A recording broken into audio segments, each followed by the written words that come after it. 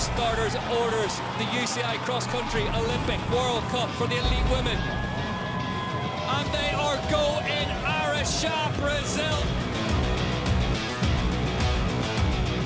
Jackson goes hard left into the crowd. Whoa, it's a big one.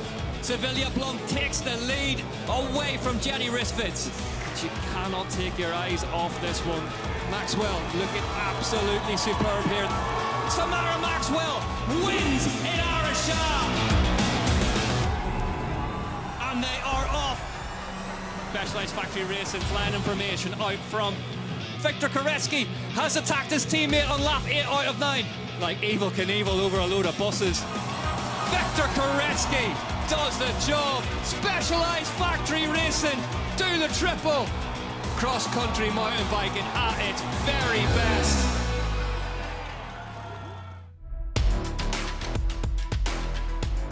Round 2 of the UCI Cross Country Olympic World Cup for the elite men inbound. We are back in Araxá in the Minas Gerais region of Brazil on a very, very different racetrack than what they faced last time out. There is city of Araxá in the distance. Fresh and well it's looking.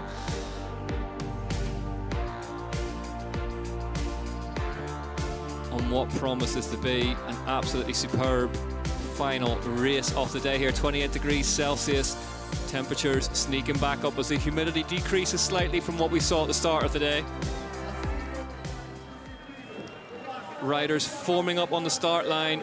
Specialized Factory Racing, there's Christopher Blevins, were so dominant last time out. And we got them all together.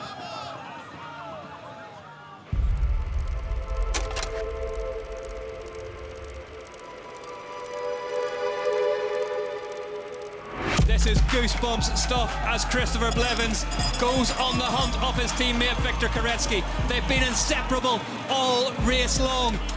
So, last lap, when I went through the start-finish and was like trying not to cramp, Victor was 10 seconds ahead of me. And I saw on the number board, 3rd Adrian, 4th you, or vice versa. I just did a double take and shook my head and started like laughing. And then I went by Mike later, like right at the end, and he's like, 40 seconds to Martin in 3rd. And I like smiled at him, and he's like, stop smiling, go. So that was a great last lap for me. Like I celebrate the win, and then also celebrate the second place of Chris. For me, I just wanted the race to end, you know? We came to the last lap and we were all the laps just fighting with this 10 group guys. And when I just hear Mike saying on the last lap, now, go, all in, wow, I said like, I need to go, I need to finish this job. And yeah, they couldn't cut me, so when I crossed, I just, couldn't believe what we did. I was jumping like a little kid when you crossed. Yes, It's cool to see all the people with Specialized, the company, like all stoked, and it made more of an impact, I think, for them to realize, like, oh yeah, all that work, you know, really went into us doing this. We had the first 5 from the Red Bull section were on Specialized bikes, so that says more about how good the bike is compared to how fast we are. I think it's really cool that we can battle for a win, but also know that like we celebrate the second, you know, in your teammate. So we're going to be happy for each other and push each other and celebrate what we're doing together as a teammates, you know? It's just a good fight, and the goal was not to finish on the ground. It was just to fight each other. The fact that we're even talking about team tactics in mountain biking is kind of a shift in the sport that is really exciting, and I hope that continues in mountain biking because it makes it more exciting. I think we are racers. We want to win all the races, and that's why we are on the best team in the world. The best team in the world. They're not lying either. Specialized Factory Racing lead the way in the team's overall battle. Let's have a look at this revamped Araxá course. So the start finish is the same along this flat section at the lake, and then it punches up and it keeps on going up. There's a little reprieve, but overall the big theme of the first half of the lap is up, up, up. After that it swings down through some descents which are kind of straighter in nature, but full chat nevertheless. Rounds that little lake to finish before heading back on the start finish line. Don't take my word for it though. Here's the big man. For this week's Carlson on Course, I have the absolute privilege of riding the fastest bike in the world right now, Victor Koretsky's custom S-Works Epic 8. I cannot wait. Give me my bike, I need to go on the track. I knew it was too good to be true. Regardless, I've got my own specialised Epic here. We're going to go check out the course. It's a bit different, but all the things we know and love. This weekend, it's going to be much more of a physical battle than the technical nature of last week. This section here is almost at the top of our climb. It's a brand new little bit. Now what is interesting about this is that it pinches into this single file section. Now it's quite chunky. The light changes a lot. If you put in a move at the top of the climb here, you can start to accordion and stretch that field out. Now follow me around the corner here.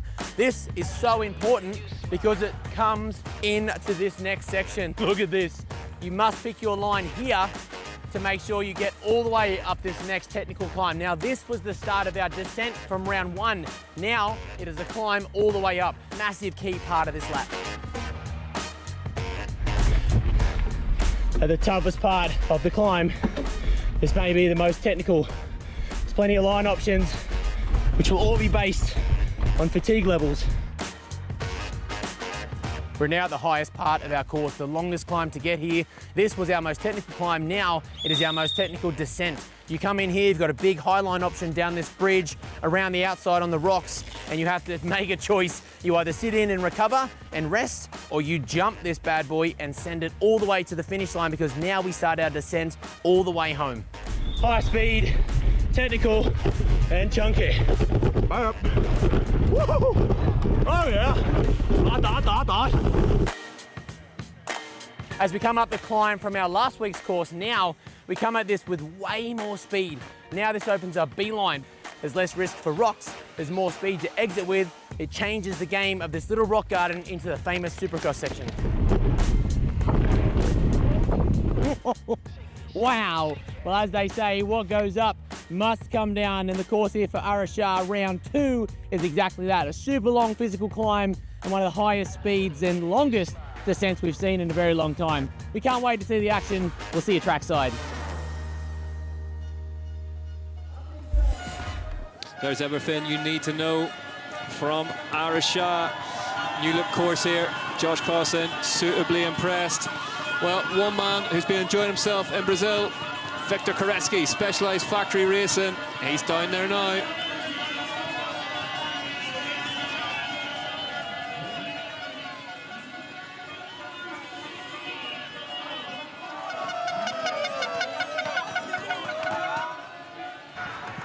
Victor, it was an epic race for Specialized last week in the XCO. What can we expect from you lot today?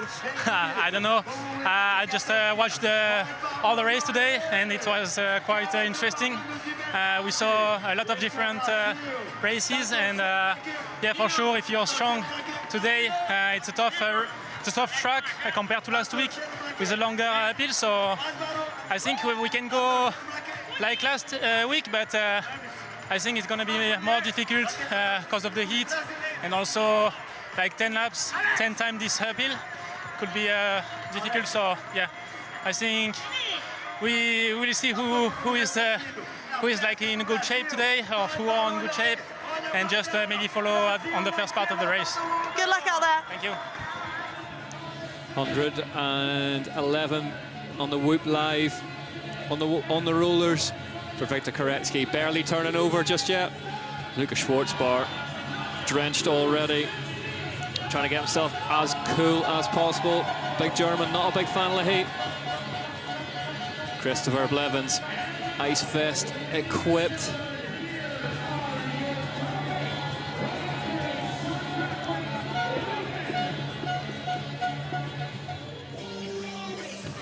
as we get ready to get the world's fastest riders onto the front row of the grid here at the second round of the UCI Cross Country Olympic World Cup in Araxá, Brazil. Thomas Lichter from Switzerland will lead them on, having finished 8th in the short track yesterday afternoon. Experienced Swiss start. Luca Schwarzbauer. Heat isn't his thing necessarily, but racing definitely is. Canyon Collective's resident big German. I fancy taking a bite out of this one today. Signs of the Schwarzbauer of old in the short track yesterday. And we'll fancy heading towards Novo Mesto with a good result in his back pocket. Simon Andreasen has won here in the past. Will have a good go at making it 2 wins in Araxá. Orbea's newly signed Mercurial Dane.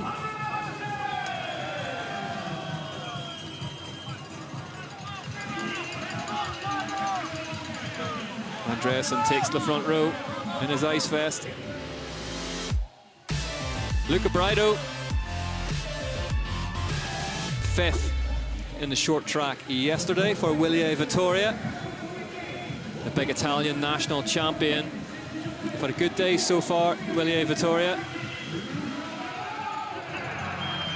Can they get a podium or even more out of the elite men's race? Next up, Carter Woods set the short track race on fire late in the day yesterday.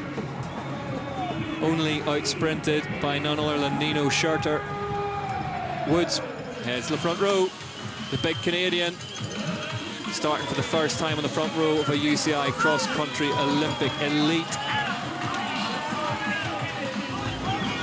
race. His 21st season of UCI World Cup racing, Nino Schurter takes to the front row. Schurter was superb in the short track yesterday. Will fancy another bite off the cherry today. Victor Koretsky for Specialized Factory Racing, part of the dynamic duo that rode themselves into the history books last weekend. Koretsky, UCI World Cup overall points leader, of course, in that red jersey. Christopher Blevins, not far behind him. Specialized Factory Racing won the short track and will be the last rider on to the front row.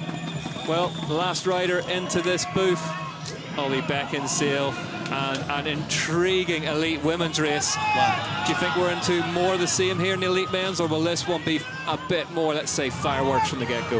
That women's race was so tough. Long race, hot race, just been on the grid, and it is boiling out there. I can feel the heat coming off you, actually. Blevins, Koretsky, Schurter, Woods in there, Brandl, Vidauri, shuffled back in the pack slightly. Lilo, Kalela, Stapp, Zanotti, Boischi. What can he do today? A track that will suit the Frenchman beautifully. Forster, De Foimont, Flukiger, Saru. Plenty of firepower further back. No Matisse Azaro today, after that crash last weekend. But we're getting ready to go. Round 2 in Araxá. It's time to answer some questions.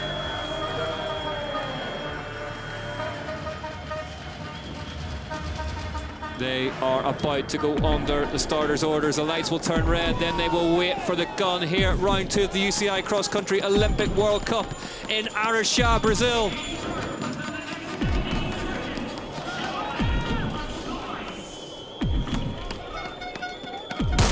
The lights turn green and they are off and racing in Araxá. And it's Christopher Blevins in the red jersey of Specialized Factory Racing who leads them away off the line. Everybody off the line cleanly compared to last week, Ollie. Good start by Luca Schwarzbauer and Thomas Lichter as well on that inside. Yeah, Schwarzbauer having a great short track. We see him there on the canyon bike, the German champ. There's Blevins side by side with Luca Schwarzbauer. Carter Woods right up there in the blue and white jersey of Giant Factory Off-Road Racing as well. It's going to be fast to this first climb. Different course than last week. We do the short track climb first, and then we keep on climbing. Look at be in the top 10 for sure. The multi-line section being absolutely decimated. 3 or 4 riders wide through the start of it as they battle for 2 lines over that rise. This is a tense time if you're mid-pack. Blevins leads them. Badari as well, good start, just coming up the outside. Lukawashi just a bit far back with Riley. Blevins, you can see the red number 1 behind him though, and that belongs to his teammate Victor Koretsky, and the rest of the Pro Pack will be wary of letting these 2 out front. Carter Woods on the left-hand side, best Larest, Nino Schurter, not for the first time this weekend, alongside him in the black and white of Scott Schramm MTB Racing. But alarm bells will be going off. Specialised 1-2, we saw him last week. Look at this. Absolutely blasted this first lap and set the race. Nino's not going to have it.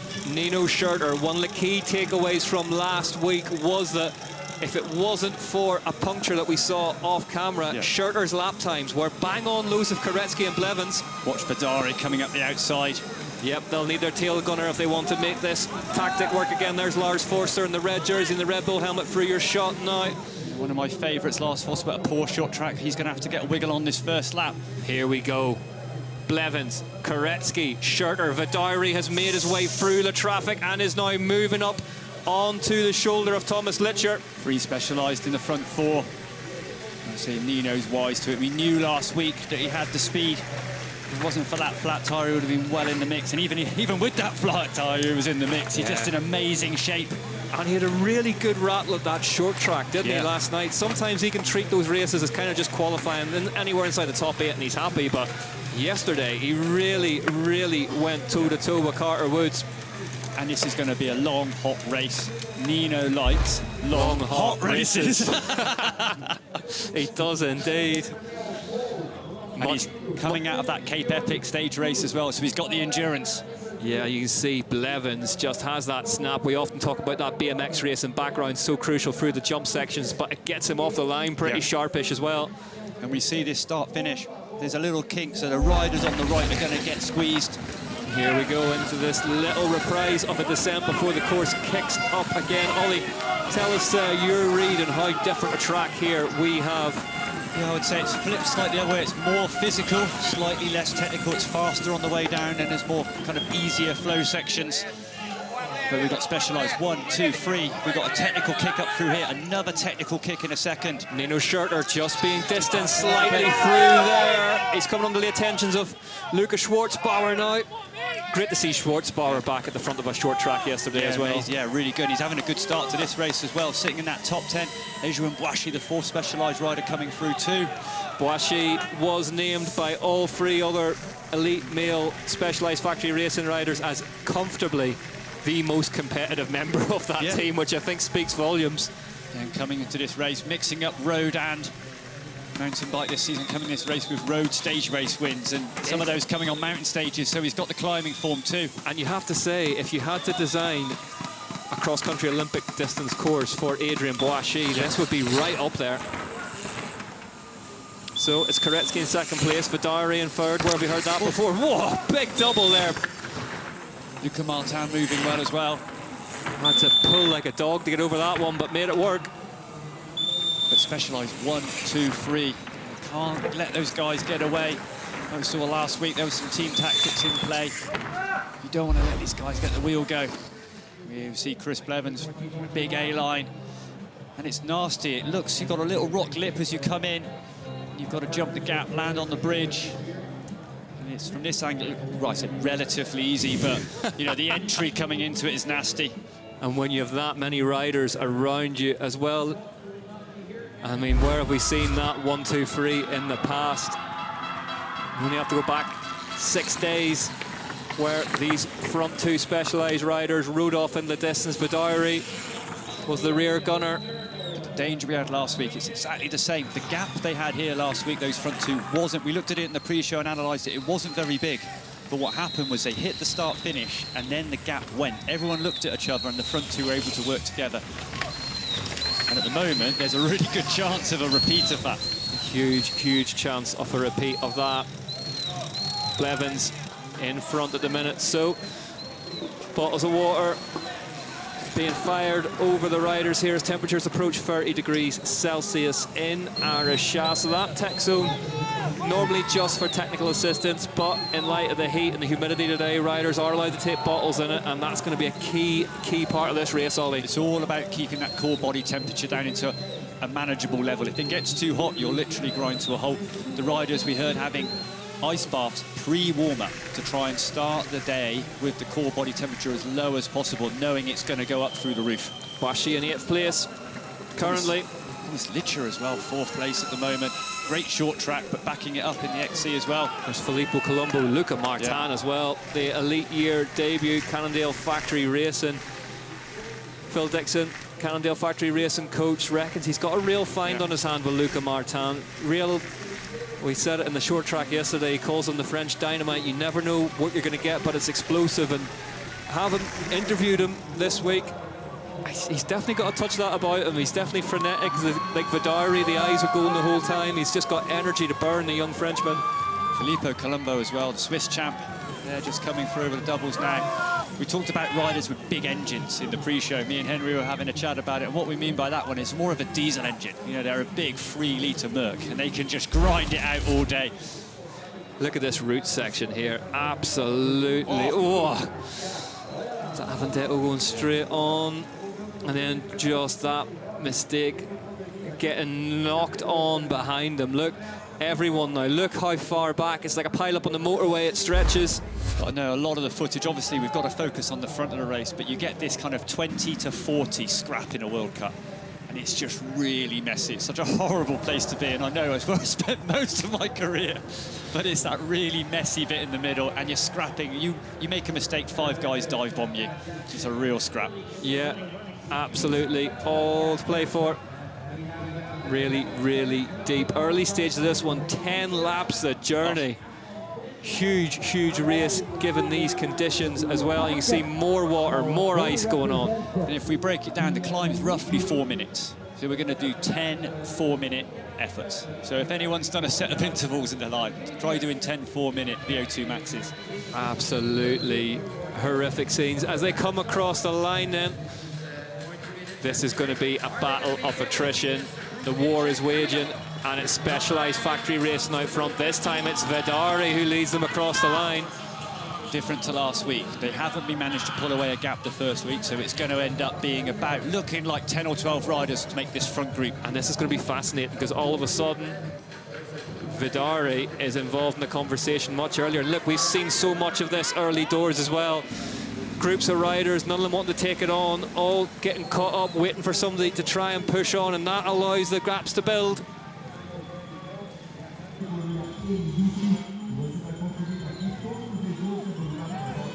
I'm just wondering as well, Luca Martin last in this group of riders, but in the other races today, we have seen younger riders make their presence felt at the front. 4 Specialized, front 5. It's not bad. Hang on tight. Hang on tight. The other rider in the mix is Lucas Schwartzbar from the Canyon Collective. Then it's Nino Schurter. Adrian Boischi has moved up to 2nd place at the moment. Number 70 on his back, had to come back from a lower position on the start. And look at all the red at the front of the leaderboard of the fastest laps of lap 1s. All 3 Specialized riders in front, clocking 8:06s. 1, 2, 3, 4 now. There's Bauer coming in 5th place, doing a cracking ride so far. So Luca Martin, Luca Brido. That's that front group. Brido just that 2nd group at the moment, 17 seconds in arrears. So there's some big hitters in that 2nd group. Andreasen, Riley Amos having a good first lap. A little further back, Matthias Flickinger, Jordan Saru, Sherman's Brandl. Riley Amos had a bit of a nightmare last week, DNF'd the first round of cross-country Olympic, and that is Nino just drifting back a little bit. In trouble at the back of this group. Like I say, fast first lap. 183 plays, 165. Look who's working harder, Christopher Blevins. That Whoop Live graphic. Blevins in the red zone, zone 5. Imagine that like a fuel tank, as we always say. And the Dari now. It's Colombo who's on the front. Colombo. We said about the riders with the horsepower. Filippo Colombo, Nino Schurter, the Cape Epic stage race we've mentioned before. That's a pairs event, and he was his partner there, so he's got the endurance. There's a couple of big old V8s at the front of this one. But the pace is electric on that first lap. And I'm proud to say, joining us in the booth, one of Araxá's busiest men, Henrik Avancini, and this is it, Henrik, isn't it? This is all the play for at the front of this one. Specialised, trying to do what they did so well last week, but not quite having it their own way. Charlie Ulrich just going for the shot there. Lars Forster also in pain, but look at Colombo chancing everything into this descent. Very intense start of this race. Again, a strong and proactive approach by the Specialized riders, but not able to pull away. Nino with a little bit of a gap now to the leading group. Maybe an experience coming in, just saying, actually, it's so hot today and this pace may be a little bit too hot. It's hard to tell yet whether it's just pure, you know, a bad day or a clever day. Well, he looked really, really good in the short track yesterday. We know that he's been very vocal about his goals for this season really being that midpoint UCI World Championships in Switzerland, and there's a UCI World Cup in Switzerland as well. So maybe, as you say, Ollie, just getting back on a comfortable lap delta. Thomas Licher looking really good. He struggled with some issues early in the season with team transfers. He signed a contract. The team folded before the season. So it's really good to see him in the front of the race. Well, the rear axle of cross-country race bikes has been getting wider for a couple of years now, but Martin Vidari just squeaked his past that rock and no more. We talked about this course changing a little bit and becoming a bit more physical and a bit less technical, as I see a massive double, but more in favour of Colombo this week than last week. We talked in the pre-show about this big engine. We put Colombo down as one of those guys. Exactly, especially coming out from... Trouble for the race leader, Filippo Colombo, off and tangled up, and that is that little flat corner that we've seen cause havoc throughout practice. Colombo back on the bike, monsters his way through the roots. Didn't lose too much time, but lost a lot of positions, Ollie. Yeah, we saw a couple of U23 women just slap off on that corner, and it's just off camber, and these riders coming in hot. You wouldn't even call it a technical section, but it's a speed section. Yeah, and those are the ones that are going to catch riders out today. So for Filippo Colombo, just settling into the front of the race, he's now on the back foot. Is it another flat tyre for Nino Schurter? He seems to be moving, circulating slower than we would have expected to out there. I wonder if he's just pinched a tyre somewhere, maybe squeezed a little bit of air out of it, Henrik. It could be. He lost a position without any reason. Could be something. Look who's in front now, Adrien Boischy, and we said this will suit him. I saw him in the hotel reception the other day, and he was visibly sort of upset not to have been at the front of the race along with his three teammates.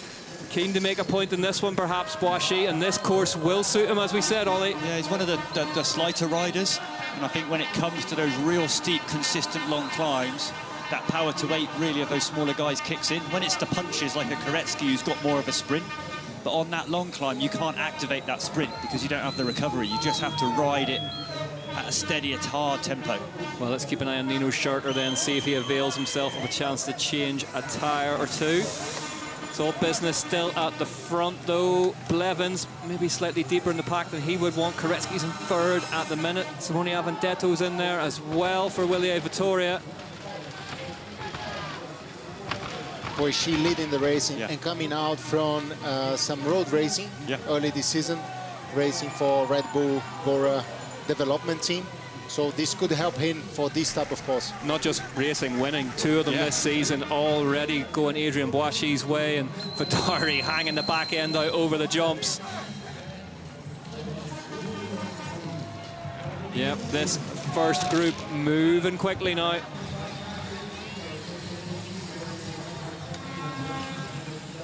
Luca Matin in the front group, the French Dynamite.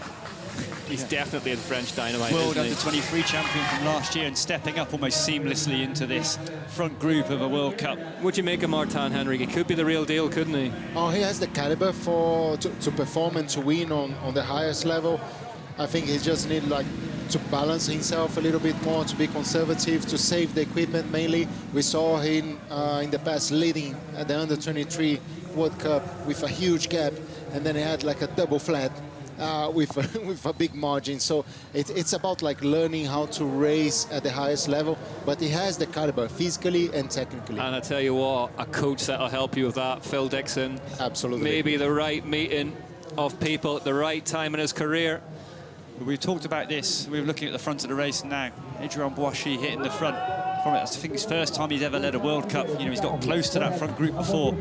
Last year he stepped up from U23 to Elite, and he had some great results, but this is the first time in that front group. We saw Sammy Maxwell do it last week in the Elite Women's, but he's a mature rider, right? Yeah, Blevins dropping back to 6th, but really experienced Christopher Blevins. He'll know that energy saved now is energy he can rely on late in the race. It's his two young teammates, Boischi and Vidari, leading the way. Just as we say that, Blevins takes to the front, so this pack all still together now. Vidari drops back deeper in it, so Specialized Racing maybe still mixing things up at the front. Henrik, you're gritting your teeth.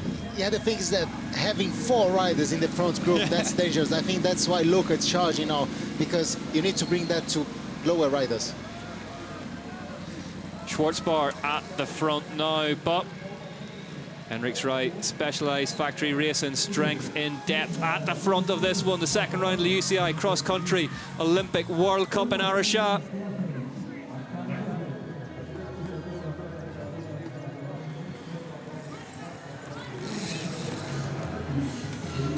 Schwarzbauer leads them on the number 12 bike for Canyon Collective. Blevins in 2nd place, won the short track yesterday. Behind him, Filippo Colombo's recovered really well. He's got good legs to roll back to the front, but Luca Schwarzbauer, it's great to see him back at the front of a cross-country race. We know he's a short tracker. He's won a number of those, but never won an XCO race, and we've got to be feeling good, but he likes to ride at the front and kind of boss it. Lap times down to 8:02 for Punter, fastest on the last one. Yeah, if you look at the lap times dropping back, it's you know, an 8:08, 8:05 for the first lap, and they've gone that 15 seconds slower this lap, so it just showed how hot that first lap was. Specialized guys obviously trying to get that break again. Didn't work this time, and they've settled into it. I think it's going to be a slower burn for those guys this week.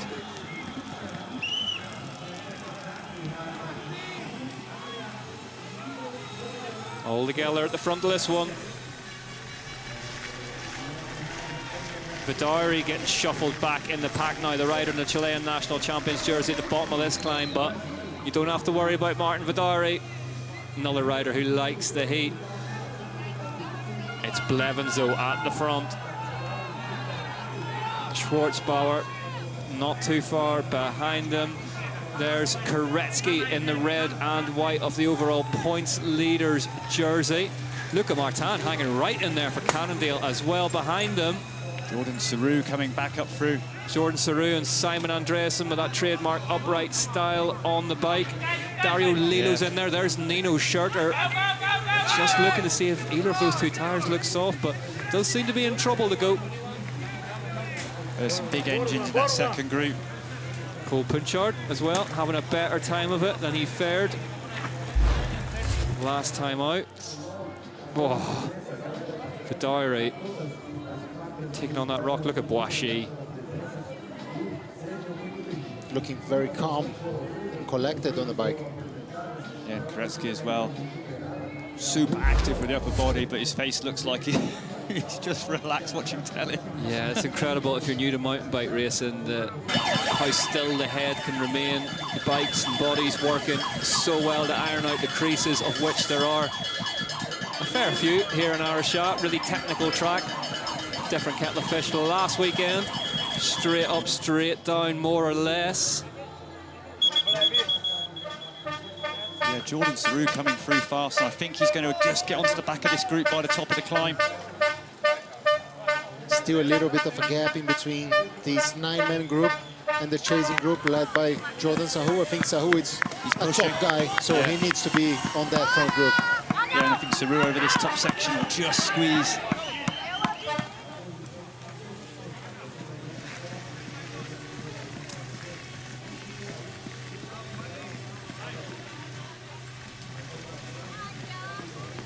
There's the whoop live of Christopher Blevins, 185 beats per minute. He has not come out of zone 5 yet. Pushing really, really hard. Manual through here last time. Are we going to see it this time? No, Blevins keeps the wheels on the deck. Koretsky does it instead. But this is a section where you can just get some recovery. You can carry some speed off that Red Bull descent into this section here, and you can just float a little bit, even if it's just 5-10 seconds, where you're just not putting pressure through the upper or the lower body and just chill a bit. You need to be careful though, because you have those like flat, long corners. So if you relax too much and you hit those flat corners too relaxed, or like losing concentration, you might just wash it out. Like we saw Colombo on this one before, and the ones just after this section where it's really fast, and yeah, you're right, you chill a little bit.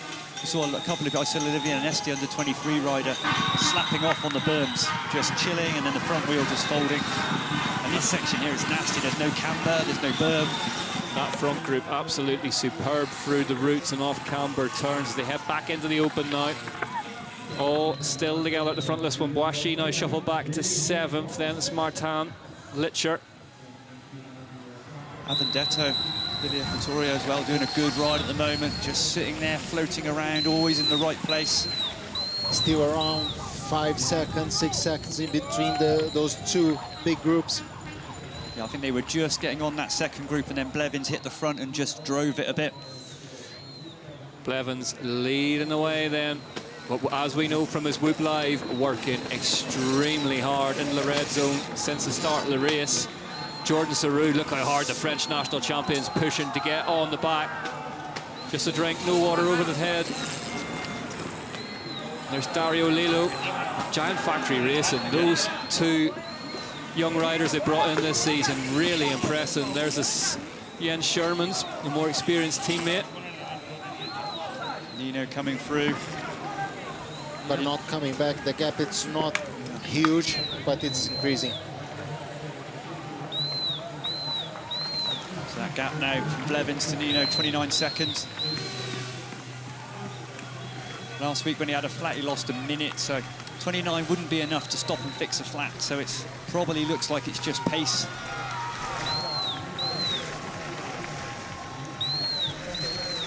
Yeah, Thomas Litcher doing a fantastic ride, just floating on the back of that group, punching tickets. Blevins, Colombo, Schwartzbauer, Koretsky, Vidare. Pace at the front of this one, extremely high.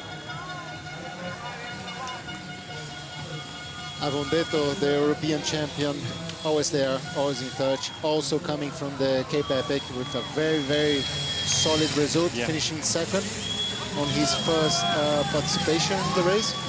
So the pace and the shape must be really good.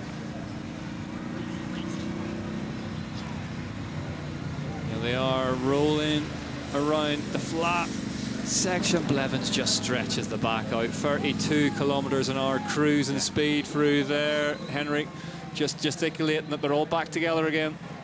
They just had a time to chill, perhaps earlier than the lap before. So that could be the chance for the chasing group to close the gap now. You say before about the guys that have ridden that Cape Epic stage race. Two advantages. One, it's the overload of training. The other one is the time in the heat. They had a really hot Cape Epic this year, dangerously hot. And then those guys who've ridden it have had a load of time in it. You have to say as well, it's maybe not as obvious as we saw at round one, but this is still pure control from Specialized Factory Racing. Strength in numbers in this front group. They don't mind this. They can start peeling riders off once they start working together as they head round to the finish line. Let's get them on to lap 4 out of 10 then.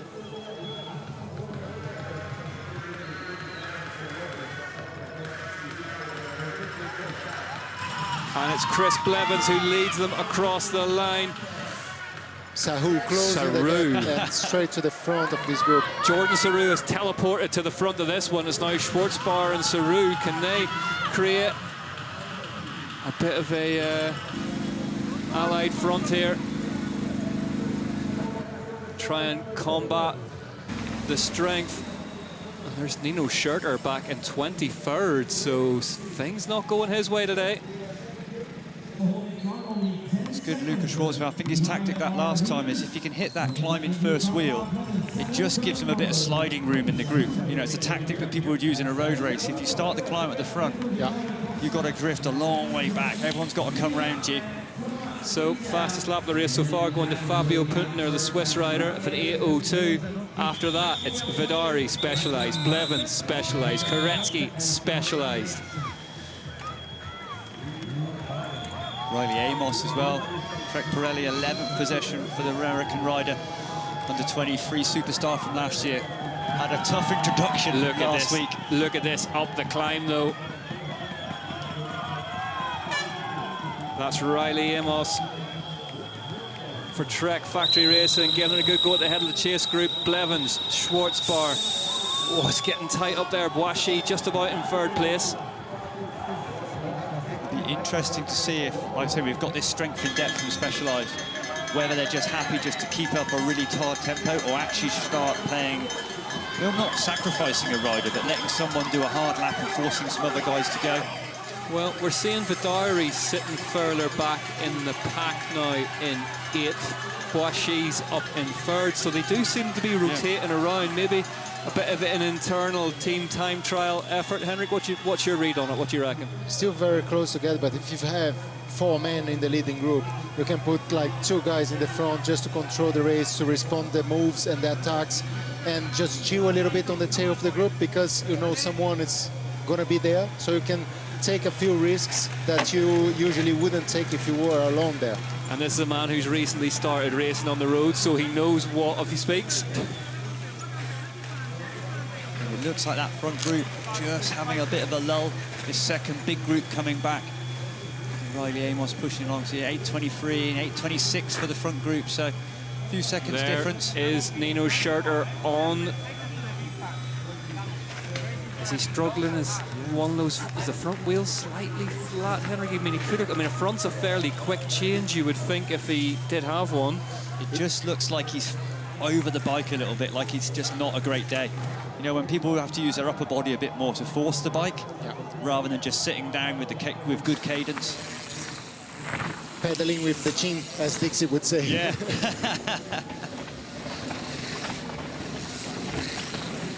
Here they go then, Schwartzbar in the German national champions jersey.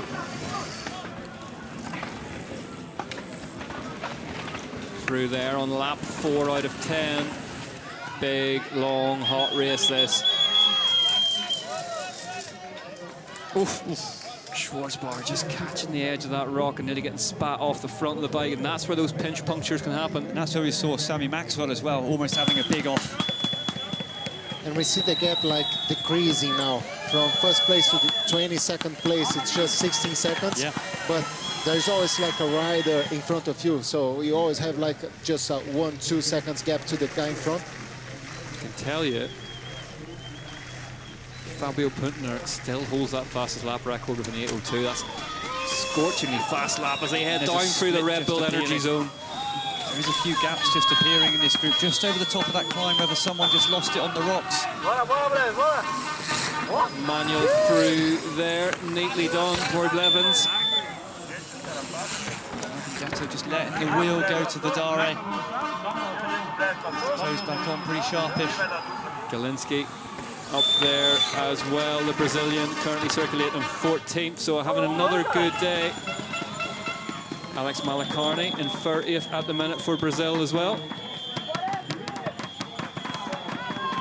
4 Specialized in that front group now. Oh, Schwartzbar just going slightly tighter on exit there, and you can see having to lump his way through it. Good more. South African under-23 rider from last year. Wow, just moving up through into 8th position now. Up in 8th. Wow. Blevins still in the lead off this one by just 1 second from his teammate Victor Koretsky. This cross-country Olympic race finished the opposite way round last weekend. Specialized factory racing all of a sudden with 3 riders on the front though. Blevins, Koretsky and Boishy. Vidari's in 5th at the minute, so We're seeing the pace wound on by Blevins now. Is this going to be the move? Just see out that corner, the way he didn't just roll, he actually accelerated attack, just looked behind him, just seeing what damage he'd done. Yeah, making sure there's plenty of red behind him. Just going back to Luke Moore, the South African as well. A little bit of a fastest gap lap now. of the race. All of a sudden, Avendetto is in the middle of the big red machine, Specialized, dominating the top 5 here. Is this the move?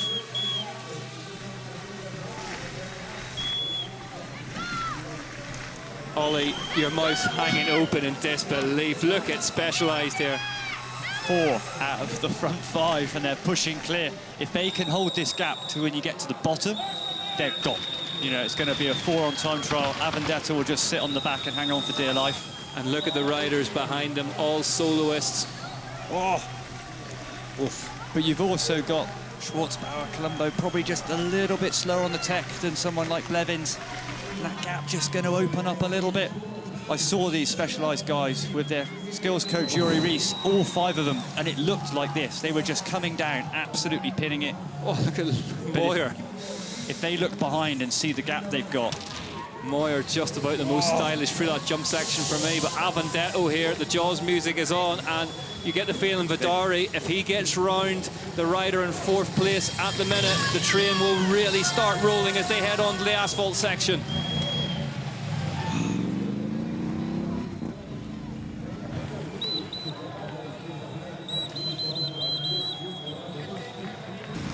And here we go as Christopher Blevins stretches his back, looks round, Victor Koretsky rolls past him. And these guys have got to drive it. It's time to go. Time to go. 100%. They have to commit. They've got Avendetto in the mix. Vidari, the last member of the team, is just behind him. Are we going to see them hit the tarmac and explode and try and distance the rest of the field just as they did at round 1? I think Avendetto, when he looks behind him, looks like maybe they've got back on. So maybe, just maybe. No, they're sitting up, taking a gel and some water, and the group has got back on, so...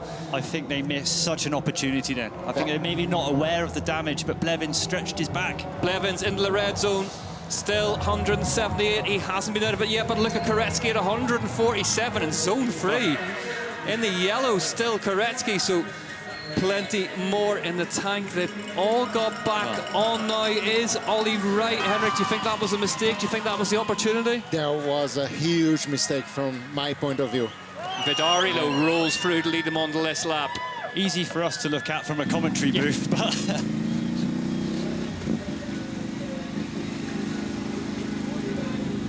Never admit that, Ollie. Nobody needs to know how the hot dogs are made. No, but the gap was there, and maybe it's so difficult you can't see behind you. Maybe no teammate was able to give some instructions, but the gap was there. We saw the hit to the bottom. Blevins had a drink, stretched his back, but actually I'm sure if he knew the damage, that was the opportunity. 4 out of 5 gone. You also need to communicate, like they were on a quiet part of the course. So if you are, for example, Vidari sitting in 5th, you look back, you see a gap, you just yell to your teammates and just say, go on, boys. I thought that was done then.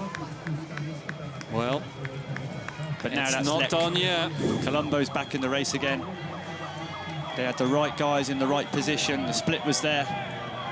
But look at Vidari attacking up this climb. It's still looking pretty good out front for Specialized. I think they might get away with it. They definitely have the strength in numbers. Fastest lap 4 though. Luke Moyer with an 8:06.8. Look at the second fastest, Boashi 8:16. 10 seconds faster for Moyer on that lap.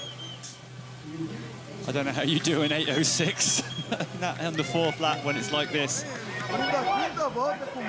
Vidari, Boashi now with the jersey wide open. Gap appearing, maybe Evans, whether it's form or just letting that wheel go to these guys. This way they can start playing the tactics. Schwartzbauer still in there, as is Avendetto. Flings the glasses. Yeah, Avendetto trying to get past, but then it was Koretsky that kind of almost blocked the track a bit. You see trying to fit through the middle. He wants to respond. I'm loving seeing this, you know, Lucas Schwartzbauer back at the front of things. But it's the young team who are inflicting the damage now. Boashi and Vidari. Then it's Blevins just trying to shoulder out Avendetto. Koretsky's behind him. Are the 4 Specialized riders going to get back into formation again as they head onto the descent? But yeah, you don't want to let these guys all lead into the descent together. But look where Jordan Saru is. It was only a couple of laps ago that he'd pinned his way back to the front, and now that is the damage being inflicted on him. But if you look at the lap times from Boashi, 8:08, 8:18, 8:26, 8:16, they've started to ramp it up now. There's Riley Amos still in the mix as well. 16th now for Amos. There's Ulan Galinsky. It's a nod of approval from Henrik Avancini. Would like to see him a couple of more spots up the road, but to be fair to him, he's got a difficult day out there ahead of him. Now decent ride again inside the top 20. Boashi leads the way. Boashi from Vidari, Avendetto in third, then Blevins, then Koretsky.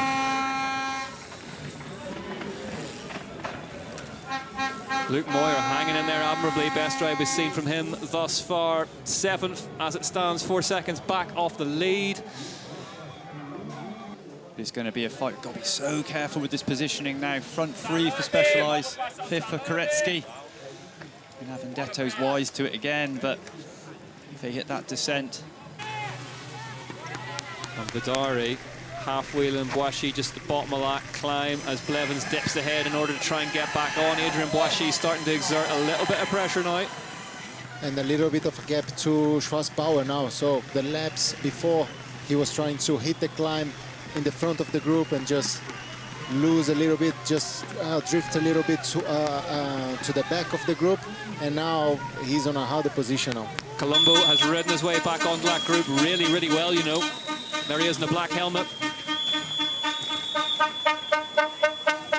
So we're hearing a bib 20s. That's Julian Shelb has broken a chain. That could be all she wrote for him. So Filippo Colombo. Wow, Schwarzbauer just on the back of that group, just hanging on. They need to keep up on this descent. Boashi, Vidari, Avendetto, Blevins, Koretsky. Lap 5 out of 10 as we near the halfway point of this one. Such a tricky section, this one. There's no nice way to ride it. There's no way around those routes that work. It's almost easier in the other direction, as we saw at race 1. Koretsky just rolls through.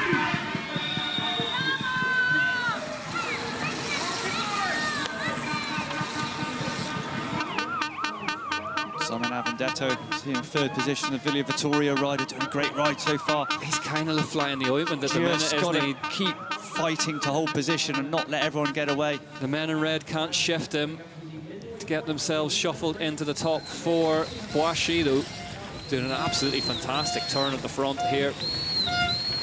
I'm wondering if we'll just see him move back in the pack. That's so hard to Avendetto because he needs to respond to every move. Yeah. As we see now, Blevs and Koretsky still there, but just, you know, like allowing themselves to lose a couple of seconds here and there because they know that it's going to park at the bottom again, so they save a little bit the legs for the back end of the race. And we talked about it earlier on this week, didn't we, that the rest of the teams were going to have to find a way. As there is the KMC Ridley squad's Julian Shelb, but broken chain. Looks like it's maybe the mech has come off as we see Vidari and Boashi at play. Look how cool, calm and collected Adrian Boashi looks through there. Well, the 2 senior members of that elite men's team had it all their way last week. They're going to have to go some to get past the young pups today.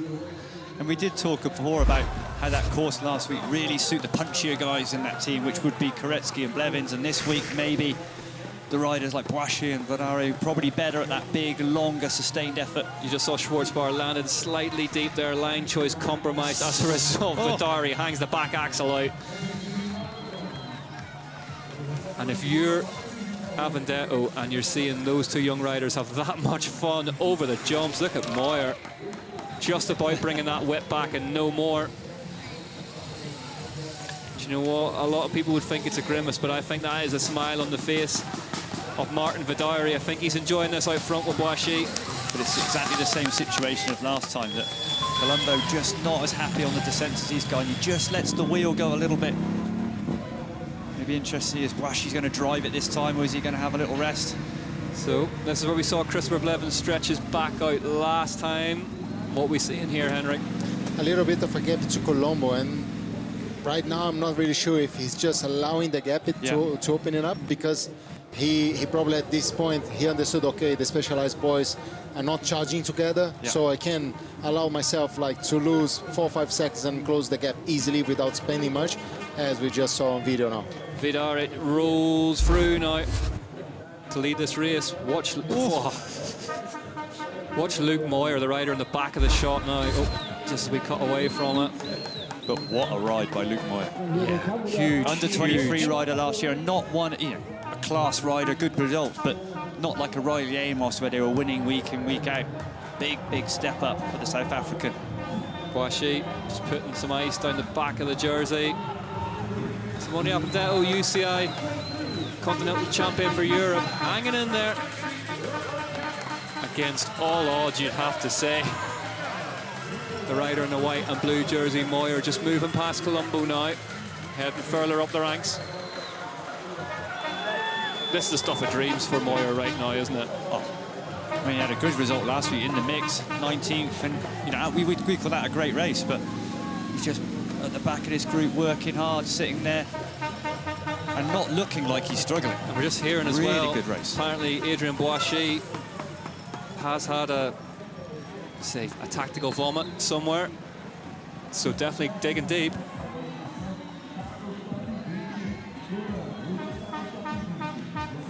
We have ominously been promised a replay of it, so we'll see if that materializes as they head into the multi-line section.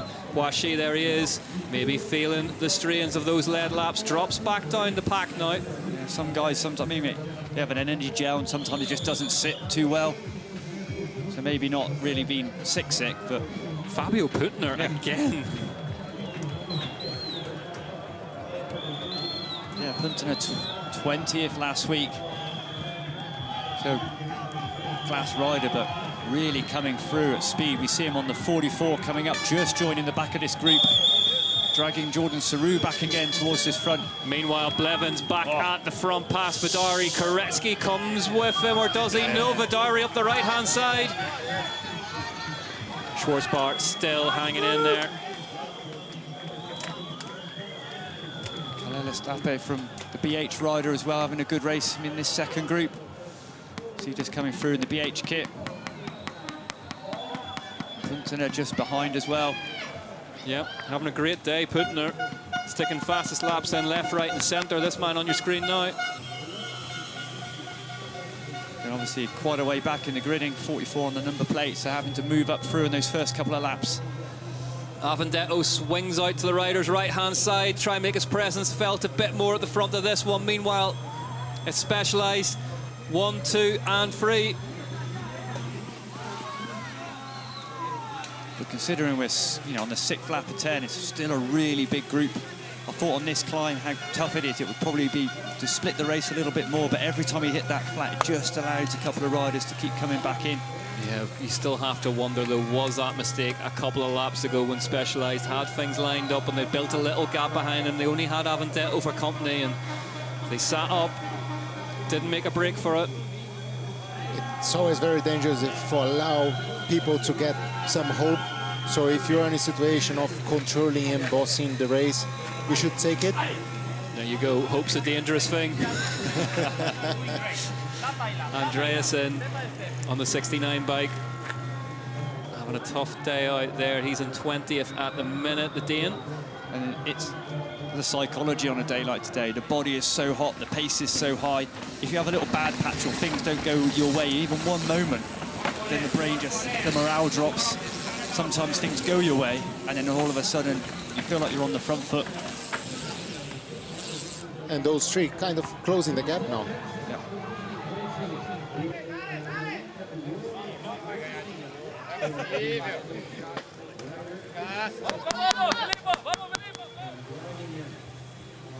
Lap 6 out of 10, and Christopher Blevins leads the way, but this is starting to get stretched out now at the front of the second round of the UCI Cross Country Olympic World Cup here in Araxá, Brazil. Again, it's Avendetto, best of the rest, going with them. What a ride from Avendetto. Yeah. But that's so hard because on the lap before it was Boishi and Vidal charging, and he was there chasing, and now he's chasing Blevins and Koretsky. So that costs you so much energy. Look at the speed they're rattling through this descent. It is arrow straight down that A-line, and there's this nasty little kicker at the end of it that just bucks the bikes up in the air. Koretsky manuals through the double.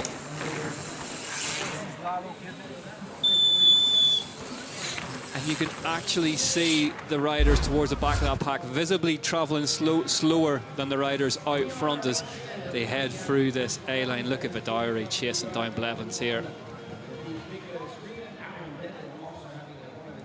That's one thing Christopher Blevins said in that piece we saw earlier in the show, that if he could siphon off one superpower from each of his teammates, he'd have Martin Vidari's ability to just press send, as we see Luca Schwarzbauer, the 1,000-yard stare.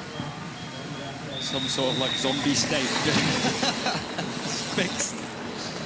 Luke Moyer as well in 7th, still huge ride from him, 5 seconds off the lead of this race, deep into things on lap 6 out of 10. Yeah, and he's one of those riders as well. We see some riders that are still in the mix, like Saru, but they're yo-yoing the whole time. You know, keep going backwards and forwards, and they're relying on that start-finish bunching up. Whereas Luke Moyer's sat in that group and not having to rely on that. He's in a great place, which means he gets that little bit of extra recovery at the bottom. And he had the bad lap 1, starting far back in the grid. So he lost some time on lap 1 and was able to close the gap, and the lap times are very consistent. Big look backwards from Blevins there. He may well have just spotted some clear air behind Victor Koretsky. Is Christopher Blevins going to turn the screw and attack now and try and string this one out? Again, it's the same 5. Avendetto and the 4 special riders. Really become just look, whether it's an issue or slide out, but just letting that wheel go a little bit. Christopher Blevins, winner off the short track yesterday, leading the way. There's Vidari, millimetres off the back of the leader's bike. And there's a real gap there now. And again, it's that same mix, deja vu. It's Luke Moyer now who's leading the chase. Maybe before it was too early in their minds to charge. Let's see what they do now. These guys are going to take it on. But there's a real gap there now. Moyer, Schwarzbauer, Colombo.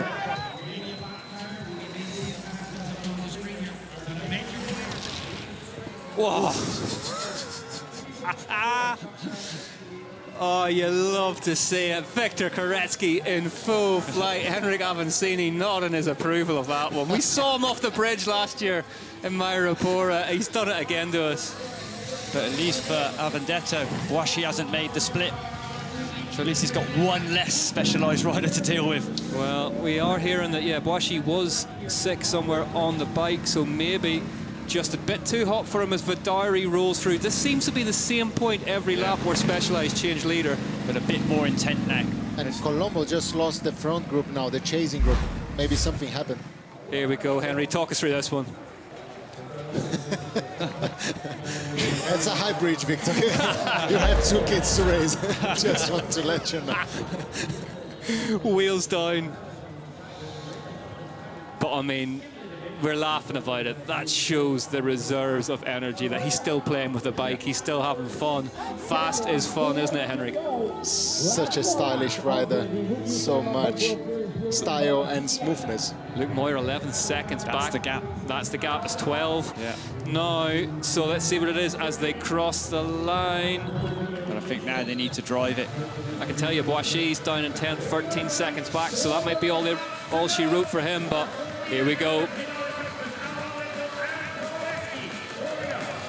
Gel going in for Vidari. As he takes that, Blevins rolls back through. Avendetto, though, still looking good, you know. Yeah. Big gap now, though. These guys need to ride. Keep pushing on. Boishi, though. Boishi's got the email late in the day, needs to get across there. But is he going to bring the rest of the herd with him? Just like a road race, you can't take the other guys with you. I mean, it's nuts for seeing road tactics in an XC race. It's different, but at times just a stimulus for people to respond. But I think, yeah, Boashi, unfortunately, he's missed the boat. You can't drag that whole group back. You know, if he makes an attack, like he did the right thing, he went long. But once you see you've dragged him, he's got to stop riding now. It's early days, I know, Yeah. but are we going to see Avendetto do what Paulus did to Visma the other day? Here they are, though. Information at the front. Blevins, Vidari, Koretsky. This attack could come on this climb, you know, to distance Avendetto. But if Adrian Boashi wants to get across, he needs to do it on the climb and not take the other riders with him. He doesn't want to pull those guys back to the front. They're in a good situation at the moment. I would love to hear if there's any Specialized team staff roaring across to Boashi. I think I heard Mike Postnomis' roar from here. Yeah. Is this tactically what they need to be doing, Henrik? No, not really. Not from Boashi. I was trying to be sympathetic about it, but the both of you just looked at me and went, no. 3 riders in the front 4, good gap. You know, it's like, let them go. Just got to let them go. And maybe, you know, leave it a little bit, let the gap cement, and then if you've got the legs, you jump across on your own. But as a neutral, this is why we love the talents of an Adrian Boashi. He just doesn't know any other way, rides on feel. I want to get back to the front of this race. And I'll gamble on people not being strong enough to go with me. There's the gap. He's brought him right back. Both of the experts in the booth have their head in their hands. Avendetto attacks now, Specialized. Are they overthinking this? Is it all going wrong? Avendetto to the front, up the climb now. Big move now. And that's it. If you've got the legs, take it to him. But the way to take it to him is on the climb, on the slow section where no one can get in the slipstream, not through that start-finish when you're just going to drag riders along. Lucas Schwarzbar's hanging in there. Adrian Boashi is about to arrive at your mate's house party with a load of guys no one knows or wants there.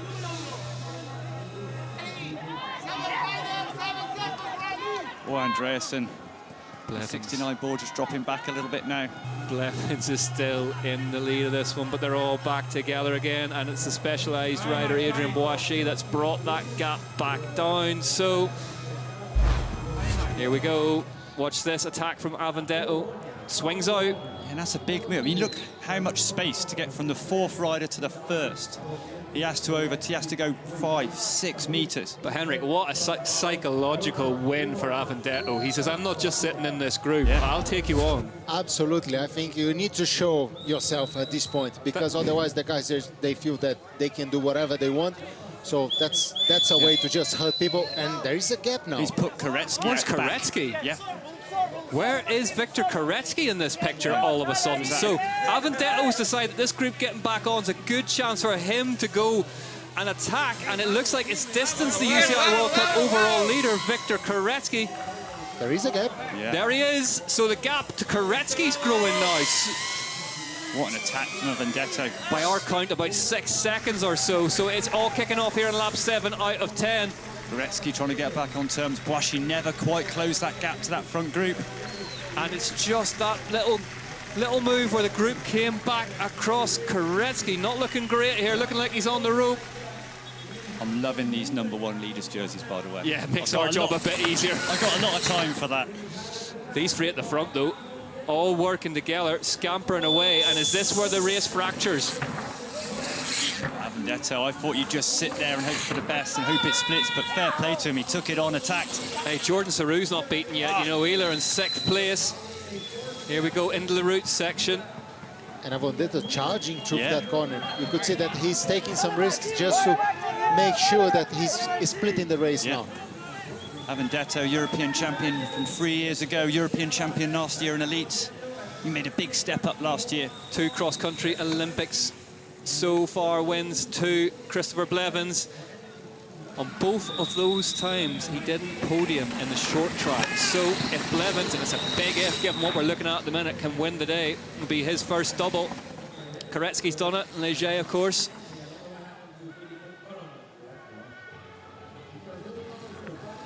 But this one, absolutely fascinating. We're Specialized. Maybe, just maybe, trying to focus on perfection.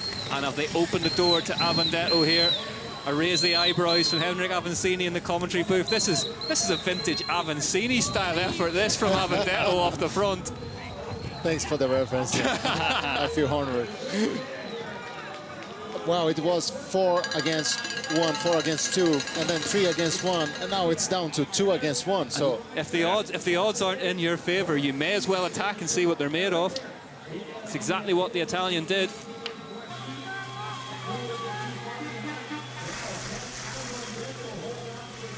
And Avendetto, best World Cup last year, 5th position in Mont Saint-Anne, so big step up. Huge step up from Avendetto, best we've ever seen him right now. A couple of top 5s to his name, as you say. There's Christopher Blevins, still operating in zone 5.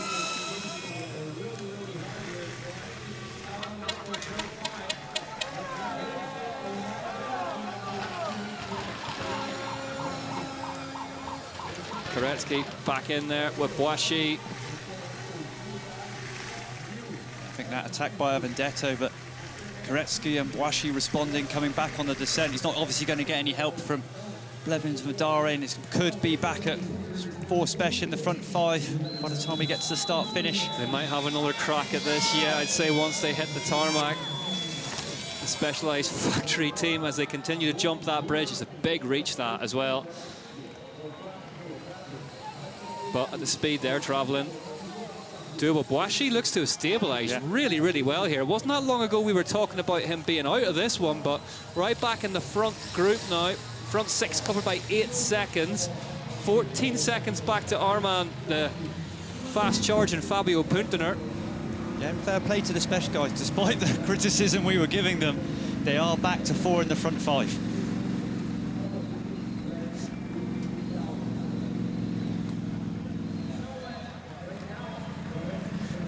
It wasn't criticism, it was observation. I'll stick my claim on that. the point is that they're so strong at the moment, and it's 4 of them. So the least we expect is that they're going to use that for their advantage and win the race.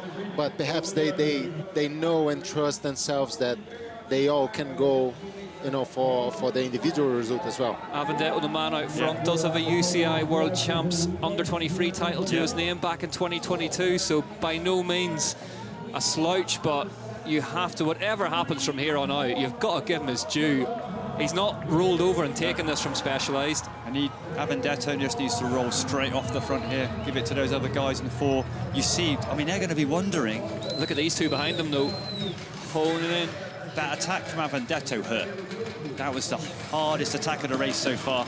Punter and Moyer have skipped that tech feed zone in order to get back onto this group, and they are coming at some speed onto the back of it now.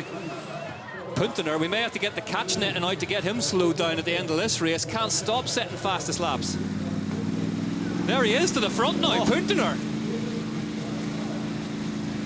Just when we thought we'd had our belly full of drama here at Araxá, Punter's taking to the front of this race, and that's going to have to force a reaction from the Specialized team. Who would have thought Punter would be the highest placed Swiss guy and leading the race? Well, I mean, the warning signs were there with the fastest laps he's been setting, but look, he's soldiering on at the front of it. Henrik Avensini's enjoying this one more and more. Oh, I do love racing. I'm glad this one's going to stop when it is, otherwise you'd be back out there trying to get a bike to get out there. Just when we thought it was going to be a Specialized just, you know, taking over the whole thing. Punter and Moi at the front with Saru. Right, we're on lap 8 out of 10. We all need to take a deep breath and just enjoy this, because there's so much more racing left in this one. Schwarzbar still refusing to be dropped as well. He's just behind Geoffrey Kaleli-Stat from the BH Kaloma team. Luke Moyer's still in there, the South African privateer in the green jersey.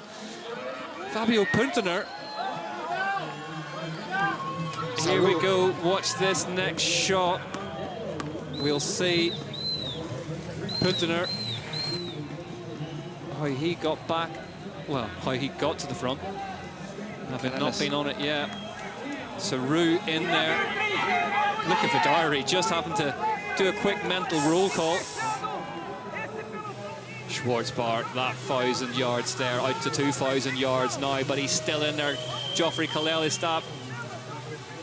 And who's that on the right-hand side, having a good go? It is Avendetto again. Blevins up out of the saddle, working away.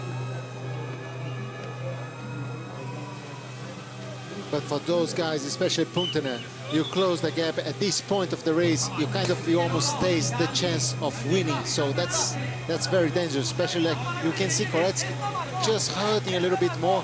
Koretsky looks like he's still in a bit of trouble here. Schwarzbart refusing to give up on this. Schwarzbauer doing a great race, but definitely riding this one out. Here we go. Watch this, Ollie. This is them skipping the tech feed zone.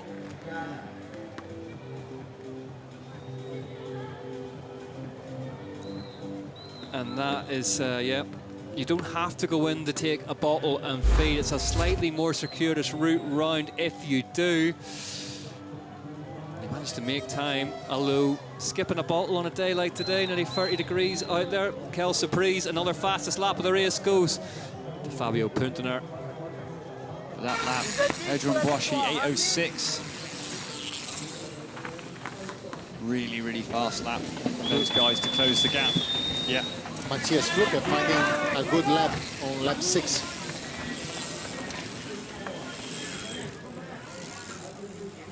So I can tell you, after Lukas Schwarzbauer in 10th place, there's 41 seconds back to the lead of the race, and it's Max Brandl leading up that group. So this to be the controlling group, but I kind of feel like it's just been a scattergun of names at the front of this race. It's been hard to keep up with this one. It's been a real, just when we thought it was going to be deciding that group we're going to pull clear, it just keeps coming back together and a bit of a mix-up. Punter's best elite cross-country Olympic, 15th in Lake Placid in 2024, 7th in the under 23 in snowshoe in 2021. Punter just drifting off the back of that group. I mean, when you think where he had to come from as well, he had to come from deep in the pack, no short track, so he's in the 40s at the start. Josh Carson letting us know from the course. Filippo Colombo now back in the third group with Martin and Paraido. So Colombo back in 18th then, that makes it. I mean, considering that we're already an hour in, the 21 are all covered by a minute, top 21 riders. Apparently Colombo has been down as well. That's why we've seen him, I guess, drop back from the front of this one, covered in dirt, according to Carlson. So not his day today. There's Moyer at the front. At the front now. Luke Moyer attacking on the descent. And he's been looking technically really strong. Oh. See, Blevins just nearly losing the front end of that epic 8 through that route section. Luke Moyer decided we haven't had enough drama in this race yet, and we need a privateer at the front of it. But I think if you were looking, the special guys, they go, okay, we're all in great shape, we're going to boss this. They get attacked by Avandetto, and then Luke Moyer hits the front. Punter comes past and leads it out of nowhere. And it's like...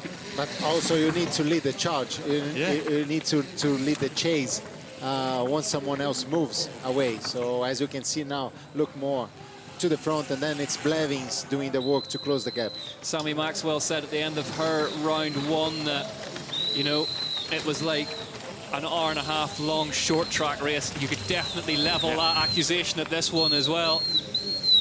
It's just been move and fire, move and fire. Moyer leads the way then. Luke Moyer, the privateer, South African.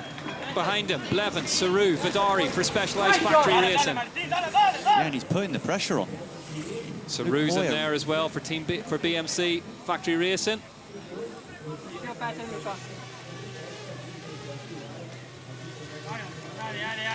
Everyone just take a breath.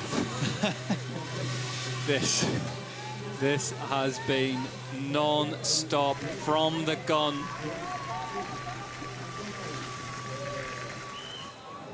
Watch Moyer through this jump line now. Sends it like he's on an enduro or a downhill bike. Geoffrey Colella-Stapp looking really good as well for BH Coloma.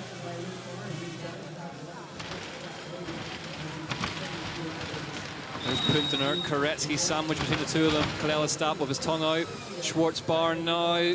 Toe rope stretching a wee bit. Here we go. Watch Moyer through here. Your race leader. Oh. Yeah. Yeah. That is what we like to see. On lap 8 out of 10 in a cross-country World Cup. Henrik Avancini's eyes are out on stock. Scrubbing doubles. Yeah. Luke Moyer Luke Moore, another rider as well, that I think, as far as I'm aware, reading, he had a contract, the team stopped. So again, he's had to scrape stuff together. Same situation as Thomas Licher. Yeah. That was the same team. And we had Alan Hafferley, overall title winner, South African, leave the sport to focus on the road a bit more this season. Another South African slotted straight back in there at the lead of the race. Great to see. Moyer leads the way from Blevins and Saru, Vidari, Boischi, Avendetto, Puntener, Koretsky, Kaleli, Stapp, Schwarzbar. Top 10 then covered by 9 seconds, and it's 44 seconds from the race lead back to Max Brandl. Luke Moy on a Mondraker bike, and I don't think it'll be too long if he rides like this till he's wearing a different kit. I wouldn't be surprised if they throw the jersey out to him through the last tech feed zone. Grabs Still a pressing ball. on. Yeah, there's that Puntener again, not going into the tech feed zone, pressing on, getting the... There it is, Puntener's gone off the front of this. What a move. Fabio Punter, Attacks through the feed. like he's been shot off the deck of an aircraft carrier, disappearing up the road now. Takes them all by surprise. Henrik Avancini up out of his chair with that move. The audacity of the man. Go on, lad. 4 second gap. Fabio Punter didn't come here to take part, he came here to take over, and he's making a good fist of it on lap at 9 out of 10, and someone's going to have to go after him. Making Luke Moyer chase. All the big factory guys, the big superstar, the World Cup winners, world champions. Look at the different speed they're travelling at. What? Here we go, sit back everyone. But I mean, fair play to Punter, but for Luke Moy, I know he wants to win this race, but I'd look at the other guys to take it on. He can chill now. They need to react. He needs to chill. Are we seeing a reaction now? Vidari goes, do you know what, I'll go. They need to react. That's a big gap, and let's remind that Punter, he's one of the fastest on course. He has the fastest lap of the day. So if you give a gap to a guy like that, that's found a flow on course, that's super, super dangerous. Mountain bike racing, you absolutely have to love it. This is why we love this sport. It's so unpredictable. And Avendetto's now at the back of the group. UCI cross-country World Cup racing, absolutely no respecter of reputations. Fabio Punter leads the way here in Araxá at round 2. 2 laps to go, my hands are so sweaty now. We need gels or something in here, because this is hard to keep up with Fabio Punter. It's Vidari taking it on Koretsky, but we saw Koretsky a couple of laps ago swinging a bit, so I don't think he's feeling fantastic. Boischi, though, we thought that about him on the 70 bike, and he's got back towards the front. Geoffrey Kaleli, Stapp in there on the bright pink BH bike, sort of ectoplasm coloured, but here we go, Punter up the climb. Vidari is still the one leading the chase. Avendetto swings out, as we know he prefers the right-hand side of this climb. I mean, Punter, it's not like they've just pulled him back like on that. He's putting up a good fight. He's holding a gap and he's pulling Vidari away. Yeah, I'd be interested to see if he can hold that gap to Vidari on this descent, because we know Vidari is absolutely electric on the descents. But Punter's got the fastest lap of the race. So he's not on the tech stuff, he's on it. He's absolutely pinning it. And there's also like a couple of seconds in between Vidari and Blevins, so that means that the pace is really hard. Well, Fabio Punter leads them, the Swiss rider. Ideal for him if he can pull Vidari free and make it one-on-one. It's when it's 1-on-3 or 1-on-4 spec, you're on the back foot. He's kind of doing what Avendetto did to Specialized in the middle of the race, and just saying, do you know what, I will take you on, because if I leave it to a 5-up battle and you've got 4 people, I'm going to lose that, so I may as well take my licks early doors. But it's splitting. Punter splitting Vidari away. Vidari's gone past him. Vidari. Sideways. Crisis management just about hangs on to it. Has got past Punter, and now Henrik Avancini revs the invisible motorbike. Is Vidari going to make a break for this one? Vidari straight over the top of Punter. Sideways on the descent. We thought it was good last weekend, but this race has had it all here in Araxá. Second round of the UCI Cross Country Olympic World Cup. But Punter as well, he obviously attacked through the feed when everyone had a lull to have a gel, he went for it. All of a sudden, 8 seconds covering the top 5 now. This is stretching, you know. Oh, Blevins going over the top of Punter on that attack. Yeah, and he won't thank him for the effort as he goes past him. But it'd be great. Oh, Henrik Avancini, thank you so much for your time and your insight. It's been a pleasure. I need to recover from a heart attack. Henrik Avancini leaves the commentary booth as we see Avendetto pull across the front of Punter. Saru's still not done yet on the back of this group. But it looks like there's, you know, the team tactics and the special team where they've, you know, whether you just let Vidari, just let him get the gap, whether they just go in like it's every man for himself. They want that 1, 2, 3. We saw Vidari play the game so expertly for Specialized Factory Racing last week. Is he going to do it today? Or is he going to go, do you know what? I fancy winning my first UCI Elite Level Cross Country World Cup. Here he is through the routes. Absolutely perfect. But it's a chance maybe for the Specialized guys just to let Vidari just give him a bit of space. Koretsky 9 seconds back as well, so Victor Koretsky is in trouble, the UCI World Cup overall points leader here. And you have to say, it's Avendetto and Punter who have set this race on fire. They have not backed down, they have not been scared of the Specialized Factory Racing machine. And they've taken this one on.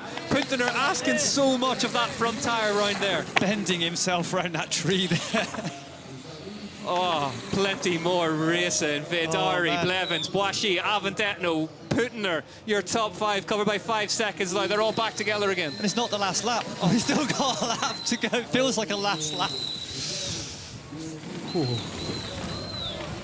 This is one of the most enthralling UCI Cross Country World Cup races I think we've ever been treated to. It just keeps getting better and better, this sport. This is all to play for. Jordan Saru ahead of his compatriot. There's Boishy towards the front now. Adrian Boishy has rejoined them in 3rd place. But Vidari getting a bit of a gap, and it was Blevins who actually led the chase. Boishy, Avendetto. And here they come. Wow. And now we have Specialized Factory Racing in the front 3 berths of this one. Avendetto's in 4th. But there's no real gap now to Punter, to Moya. I think they're just going to come back again. And again, I think we're going to start this race with a lap to go, maybe with a front group of 8, maybe 10. There's Moya. Yep, still in there. And I tell you what, I feel like I've said this 12 times already in this race. Jordan Saru is still in here as well for Team BMC, the French national champion. Can he be a factor over the last lap and a bit here in Araxá? Yeah, Saru's just been like a yo-yo all day, just back and forth, this front group. Here we go though, Vidari, Blevins, Boishy, Avendetto, Punter, Saru getting back on the back of this one as well. Place your bets now. No. Do you know what? I'm going to go for Boishy. I think Adrian may have just had a wee bobble in the middle of this and may just fancy establishing himself as a race winner right here this afternoon. Vidari. Right, okay then. I mean, that feels like the least secure bet I've ever made, judging on what we've seen over the last hour and 13 minutes.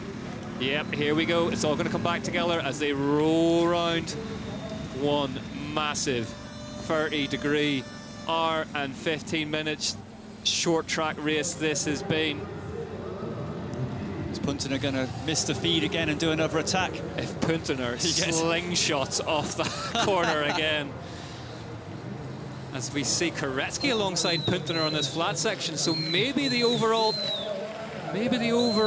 leader isn't done with this one yet. Galinski in 15th, fastest Brazilian out there at the minute. I'll tell you the top 10 again. He's going again. He's going again. He's going again. Punter's going again. Is he going to rocket back to the front of this one? Fabio Punter is. Fabio Punter refuses to give up and let Specialized Factory Racing have this all their own way. And they're going to have to chase him again on the last lap. For the first time in his career, Fabio Punter leads a UCI cross-country Olympic World Cup race. The Brazilian fans are loving the underdog story. Is there a combative prize in this race? We need to get this man something. Recognise these efforts that he's put in today. He might get himself a win.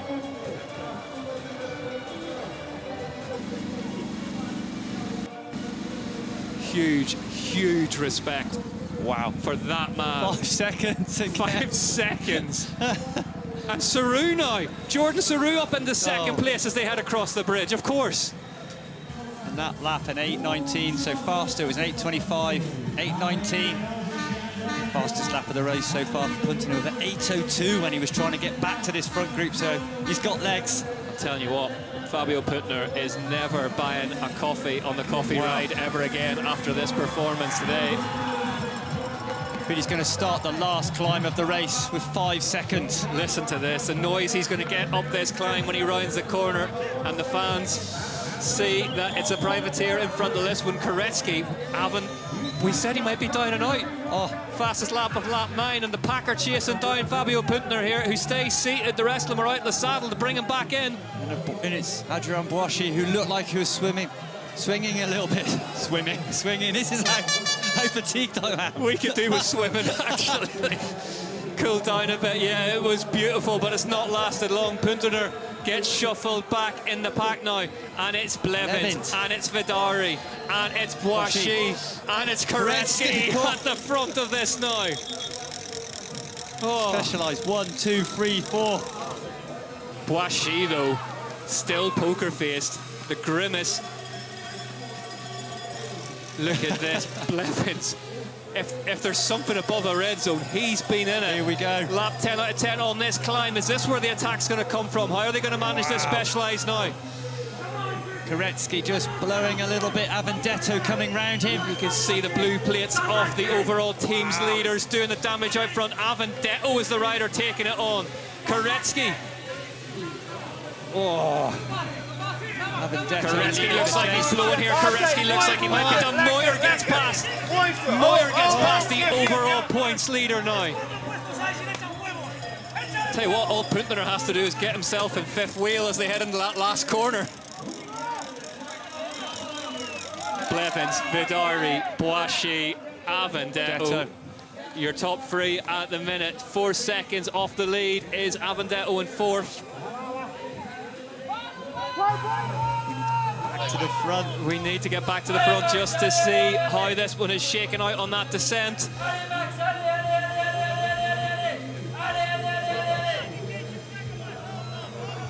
And here it is, Boischi leads them. Blevins, Vidari. 1, 2, 3. Where's Avendetto? Avendetto, there he comes. Ollie really pinning his colours to the Avendetto Masc here. He's fought so bravely.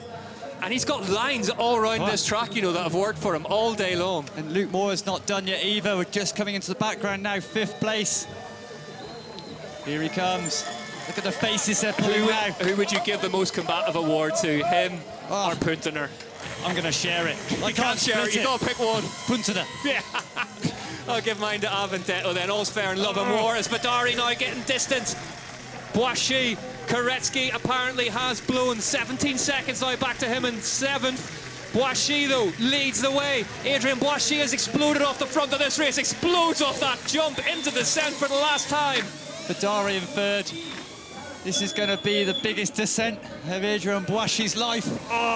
Boischi through the rollers. As they head down, Boischi, Blevins, Vidari. Then it's Avendetto, Moyer in 5th. 9 seconds, 12 seconds. Here we go. 1, 2, 3. But it's these little corners now, which is where a mistake can happen. This is going to be a bit of a bobble through here. Christopher Blevins is well used to racing Victor Koretsky.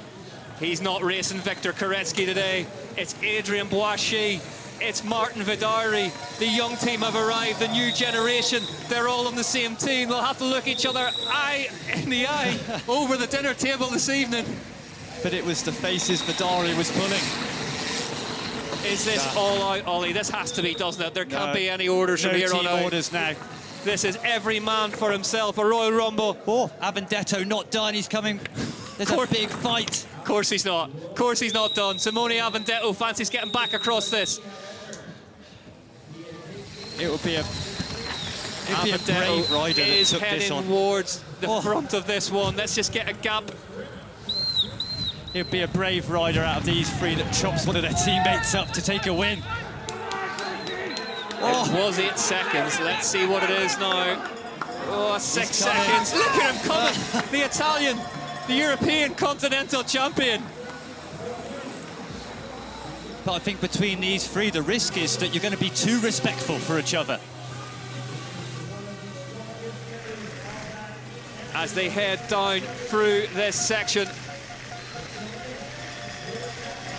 Oh, Fedari just trying to find every inch. Every bit of grip. Specialised factory racing now. This is not formation flying. This is a dogfight to the finish. Martin Fedari going for a different line. The back end skipping out of that epic 8 race bike. What have you seen, Ollie? I don't know if Fedari's got a problem, but he went on that beat. I think he might have a flat on that rear tyre. Fedari, I think, has got a rear flat.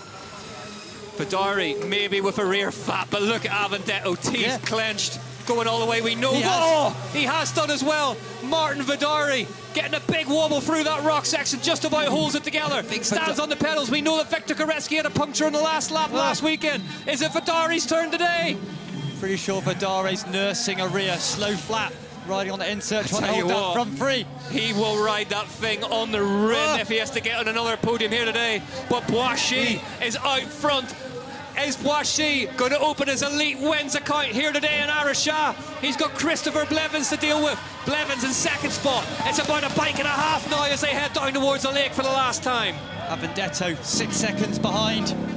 Be chasing hard, but it's Boischy, Blevins, Fedari. Luke Moyer's still up in 5th place, the privateer. But here they go, Specialised, going bar to bar around the lake for the last time on the last lap of round 2 of the UCI World Cup. Christopher Blevins has closed that gap down to Adrien Boischy now.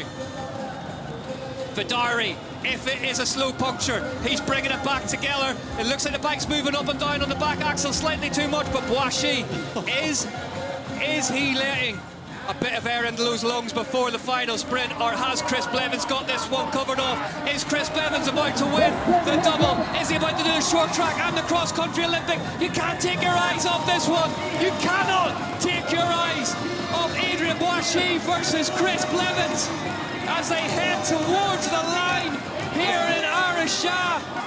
It's gonna be Chris Blevins doing the double at round 2.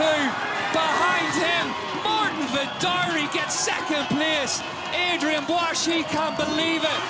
Mugged with a quarter to go by his teammate. Specialised 1, 2, 3, just as they were last weekend. It's just different riders. Avendetto across the line in 4th. Behind him, Luke Moyer, the South African, checks out in 5th place. Korecki recovered the 6th, then Jordan Saru. Ollie, I'm done. You see what it means to Luke Moyer as well. 5th position, 20 seconds down. Boischy. Wow, what a scrap. Specialised factory racing. Fabio Punter. Man of the match, Punter. Player of the match for Fabio Punter. 8th place for the privateer ahead of Geoffrey Kalel-Stap. Great ride from him. Lucas Schwarzbauer back in the top 10. One of the best UCI cross-country World Cups we have ever been treated to. And it's been won by Chris Blevins.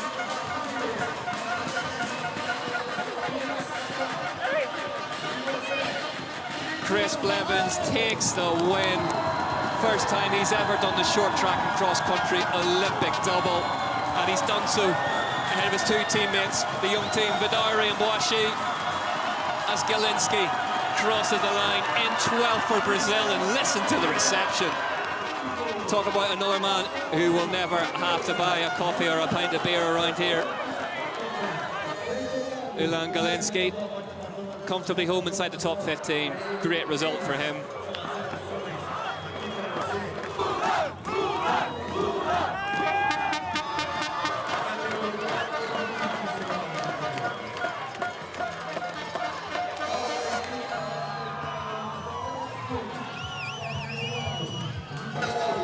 Christopher Blevins' lap time on that final lap, 7:45.4. All 3 of those Specialised riders. 7:45, 7:46, 7:47. The next fastest was an 8-minute. That's how deep they went. It was too deep for Victor Korecki today. He mentioned the end of the short track yesterday. He had been ill throughout the week.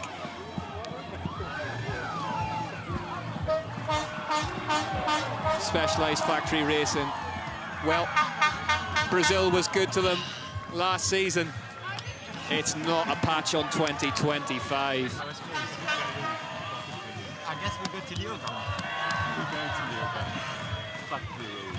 Boashi, apologies if you heard any language there during his celebrations. Saying, I guess we're going to Leo going, and wonder what that is in reference to. And here you go. Blevins didn't wait to take it to the line. Just got going. Went from deep.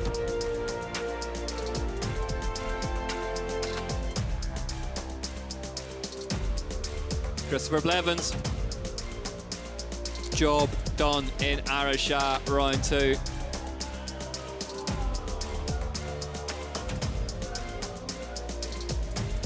There's your podium.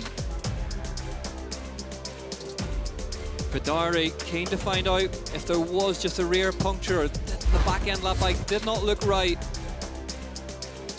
That last descent down to the finish, he might just have muscled it round. What could have been for him if that was the case? We'll get an update on that for you just as soon as we can. Koretsky recovers, but it's his teammate Christopher Blevins from Specialized Factory Racing who took the win today. He's down there now with Ashley Wilmot. Wow, what a race. Spectacular again from Specialized. Last week, you made your own little bit of history as a team. This week, you made your history, winning the short track and the cross-country Olympic today. Sum it up for us, because it was chaos out there today. Yeah, I'm going to have to watch the replay. It was just all a blur. I love that kind of racing when, you know, everything's happening all at once and you have to just stay locked in. Once again, I mean, the team aspect, Adrian Boishi, when he passed me on that climb, I've never met a kid with more exuberance than him. You know, he's just brilliant. So I had to dig super deep to stay with him. Martin had a hell of a ride as well. So once again, it's just yeah, it's just a cool feeling doing it with the team. I don't know what else to say. It also means you're the overall leader, so what does that mean to you? Yeah, I mean, I'm taking it race by race. It's a long, long year. A lot can change. So just gotta, you know, do my process just the same as I would, you know, if it didn't go well this weekend. So stay focused on the next one. We got a little bit of a break until Nova Mesto, and I really want to perform in Europe. So that's my goal now.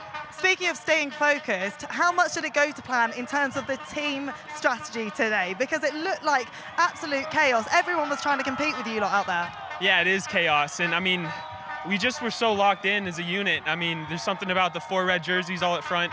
Our bike setup's amazing on this course. You know, I think the Epic 8 with the Revolve and wheels, the World Cup wheels and the new tires, like something's just kind of clicked in for us this year, and you can see that translate.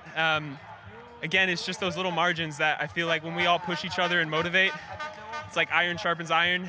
It's hard to figure out exactly what to do with team tactics. Like, there was a moment Martin kind of attacked, and I was like, do I let him get a gap? But I knew Adrian and I were strong enough, so our best chance was maybe to just keep pushing and all go for it together. But yeah, I mean, you know, it's changing the way we race, having 4 red jerseys up front.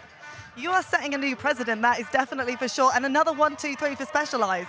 Yeah, I love it. I mean, thank you to the whole staff, everyone in Specialized who worked so hard, you know, to put us here.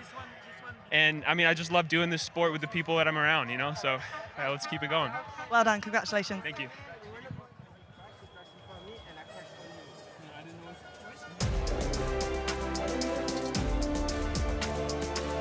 Chris Blevins taking the overall points leader's jersey from his teammate Victor Koretsky and out sprinting his other teammate Adrian Boishi. Just look at the back wheel of that bike of Martin Vidari. He's trying to see if it is soft, but what a race in Araxá. Well, Martin Vidari will be next up in the interview so we can find out for ourselves. He's down there now with Ashley Wilmot. Martin, I will try and let you catch your breath for a second because I don't know what just happened out there. You were 5th coming into the 8th lap with 2 laps to go. then it all kind of went a bit crazy. So talk us through those last 2 laps. Yeah, maybe I had a chance in the 9th lap, 1 lap to go.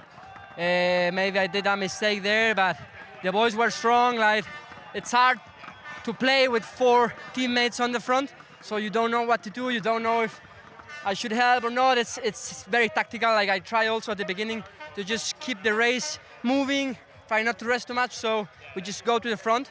I just wanted to end to the last lap. At the end, like, Adrian had a very good kick, Christopher too. I was just this close to get him. But yeah, it's hard to race against teammates sometimes. But again, Team Specialized showing an amazing job. Like, the Epic 8 today was just amazing how fast we went on the downhills. So I'm so happy with the bike, my performance. But man, I was this close again, so yeah. How tough is it when your main rivals are your teammates? I mean, I know you want to be respectful, but you want the glory, right? It's tricky, man. Like, on top, we have some opportunities to maybe, should I go to the inside? Should I not? It's tricky, to be honest. I'm a respectful rider, I think. So we will see on the next one. But yeah, again, we had a close one today, so a bit sad to miss it. But yeah, it's hungry for more. Do you think you're beatable? Because you seem to be the ones to beat right now. Yeah, let's see. It's a long season. I also want to stay consistent. Like, it's not easy also for me. I have progressed a lot, so I just want to keep there. I have a good amount of training now, so I just want to keep on full gas racing. What a way to start the season. Well done. No, thanks a lot.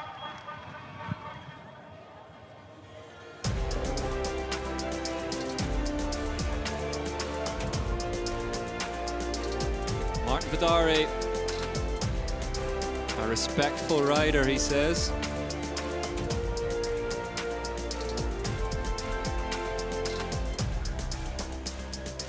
Celebrating with his mum. Down there at the finish.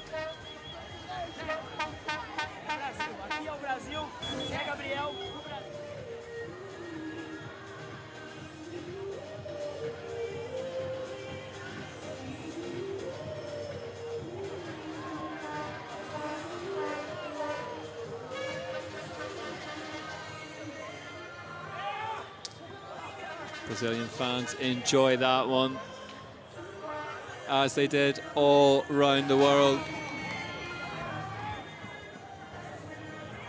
We're going to hear shortly from 3rd place, Adrien Boischy.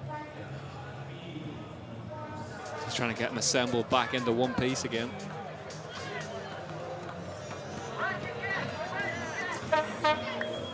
Let's head down to Specialized Factory Racing's Adrien Boischy right now. Adrien Boischy, we all thought it was going to be your victory today, and I heard you just speak to Chris and you said, I nearly had that one. Talk us through it. Yeah, I mean, it was a pretty eventful race for me. I started 2nd row and I slowly made my way up. I could feel I had good legs, but yeah, Filippo crashed in front of me on lap 5 or 6. And it was a pretty solid effort to come back from that. I was 2nd group, I jumped to the front group. And yeah, in the last lap, I went on the climb, which is where it suits me. And I had a small gap at the top and I went all in. But yeah, Chris and Martin managed to follow me in the descent and they had me in the sprint. You mentioned the crash that you were caught up in then. How difficult is it to refocus and get yourself back on track? Yeah, I mean, I could pretty much do nothing because I right in Filippo's wheel and I just went over his bike and crashed on my knee again after crashing 2 weeks ago. So, yeah, I just accepted it and dealt with the situation and tried to do the best job I could do to come back. You still had enough in the tank for an explosive last lap. Where did that come from? And how much fun is it to be up against your teammates, some of the best? Yeah, I could feel I had something for the last climb and I just took my chance. The climb is where it suits me and I tried to go. Unfortunately, I just did not have enough. Hey, there's always the next round. Well done. Yeah, thank you.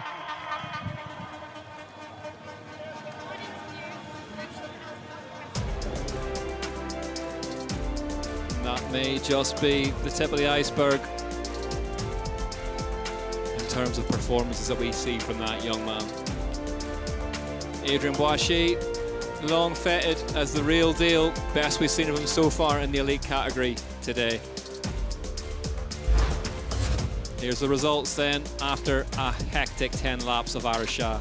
Christopher Blevins takes the win ahead of Vidari, Boissy, Avondetto, Moyer. Unbelievable ride from him. Koretsky, Saru, Punter, Kalel, Stapp, Schwarzbar. Top 10 covered by 48 seconds. Specialized locking out the podium once again. Then it was Luca Braido, Galinski up in 12th, still celebrating down here with absolutely everyone. Brandl, Amos, Zanotti, Carstensen, List, Luca Martin, top 20 for him. Simon Andreasen outside the top 20 in 22nd. Filippo Colombo, not his day, in 23rd. Alex Malacarne in 30th. For Brazil, Lars Forster, again, not his day, 34th. We'll be hoping for a lot more than that. Cole Punchard, another debutant, 36th.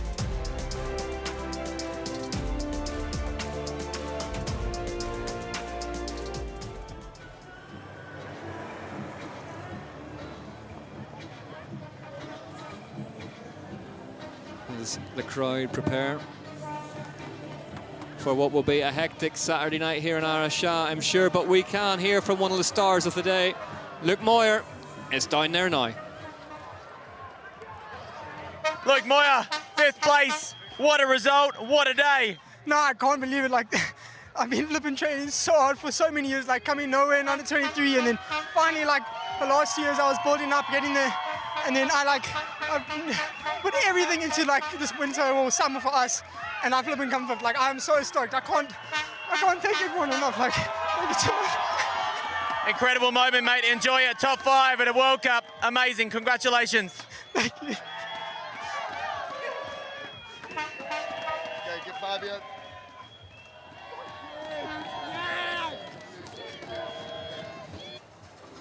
Huge release of emotions from Luke Moyer. That is what that race meant.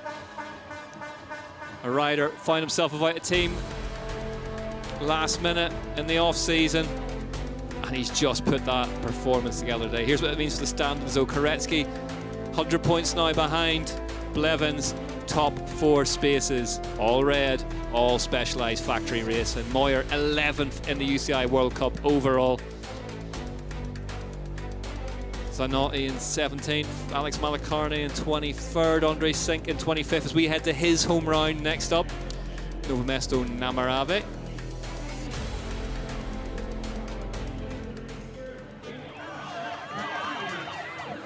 There is Alex Malacarne, his home round done and dusted for another season. Yeah, it was fairly rowdy here last night after the short track, given that it's Saturday night and we've just been treated to a race for the ages.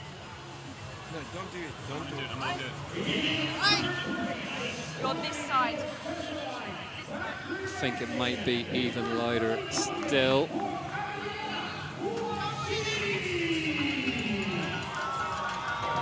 Adrien Boissy then.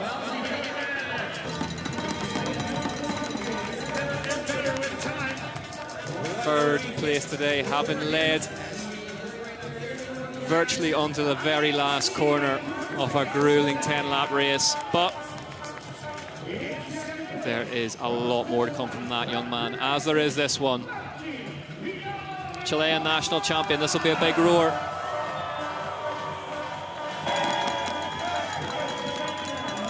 The Vidari fan club, fairly focal bunch.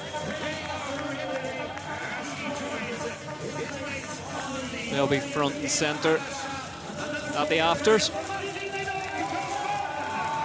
the feeling he might be in there with them as well. Second place today for Martin Vidari. Chilean flying high in Brazil. But there was no stopping the American. Used every inch of the track and every ounce of his own racecraft to get the job done today. Blevins, superb performance, had to deal with a lot of curveballs throughout it. I wonder if anybody's managed to get Fabio Punter slowed down yet. Still out there probably circulating, getting another couple of laps in. But the win today goes to Christopher Blevins. first time in his career, he's doubled up the short track with the cross-country Olympic UCI World Cup wins. Specialized factory racing, do it again.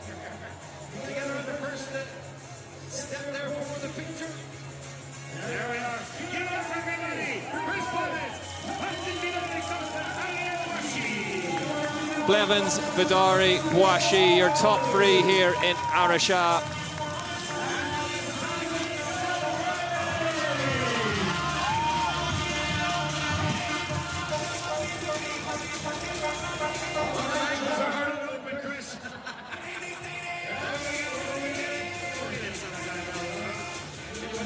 Celebrate with the champagne.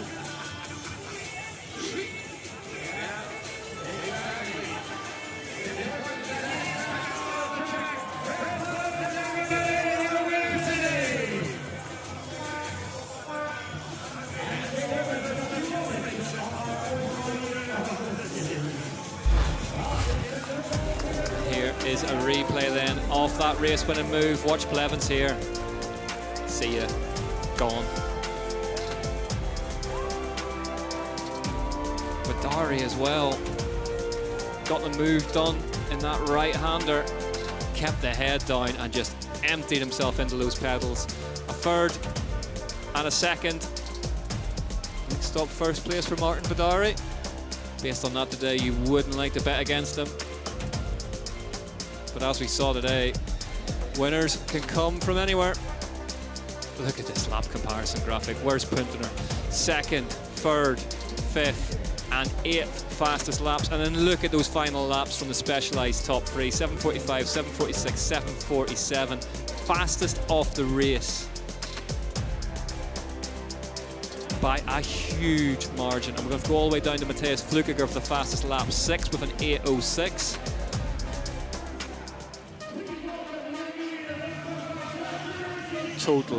Total domination from the team in red.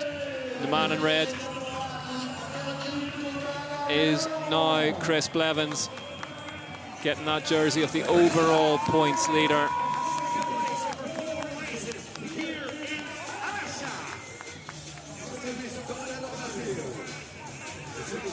He'll take that into Novo Mesto Namarave in just over a month's time. Very, very different type of racing. In Czech Republic, always a classic. 100 points his lead, then ahead of Koretsky, 190 ahead of Vidari, and 292 ahead of Boischi. Specialized 1, 2, 3, 4 in the overall. Luke Moyer up into 11th, 376 points back, but ahead of Filippo Colombo. What a start to the season for him.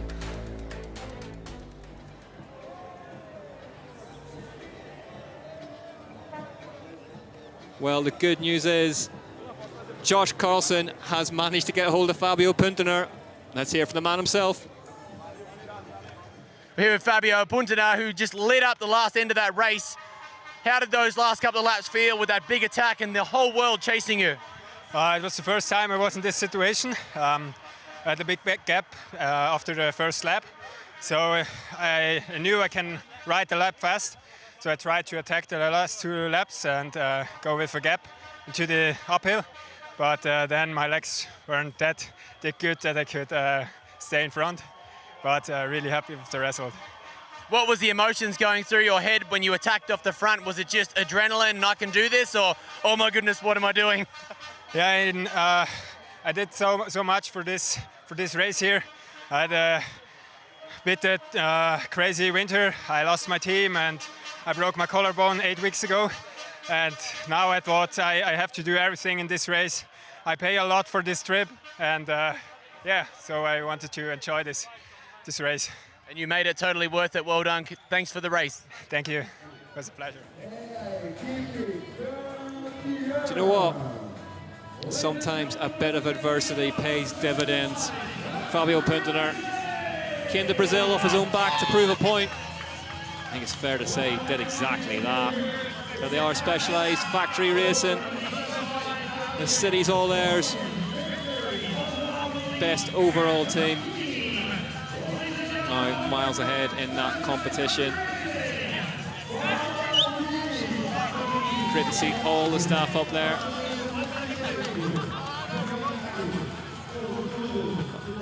Also great to see a race winner giving it the double thumbs like Chris Blevins does. Next event up though, Bielsko-Biała. It's all downhill from there, the start of the gravity season on a modern classic. Sturk Bike Park awaits the downhillers, 16th to 18th of May. Do not miss that one. It has been breathless stuff here in Araxá. It's been one of the best ever, if not the best ever. We've enjoyed it. We hope you have too. From all of us here, thanks for watching.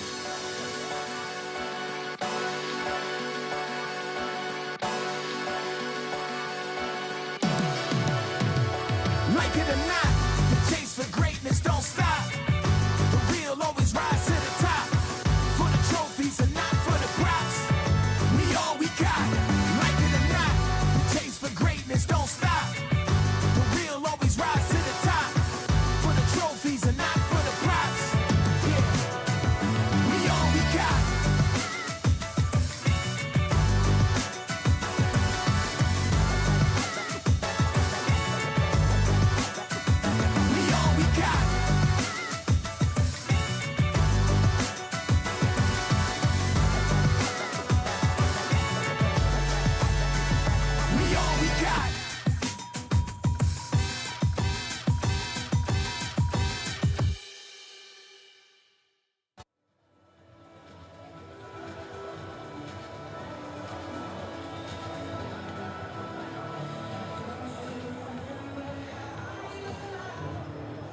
And ladies and gentlemen, here is our celebratory photo for our U-Sky Cross Country World Cup Elite Men's race here in Araxá.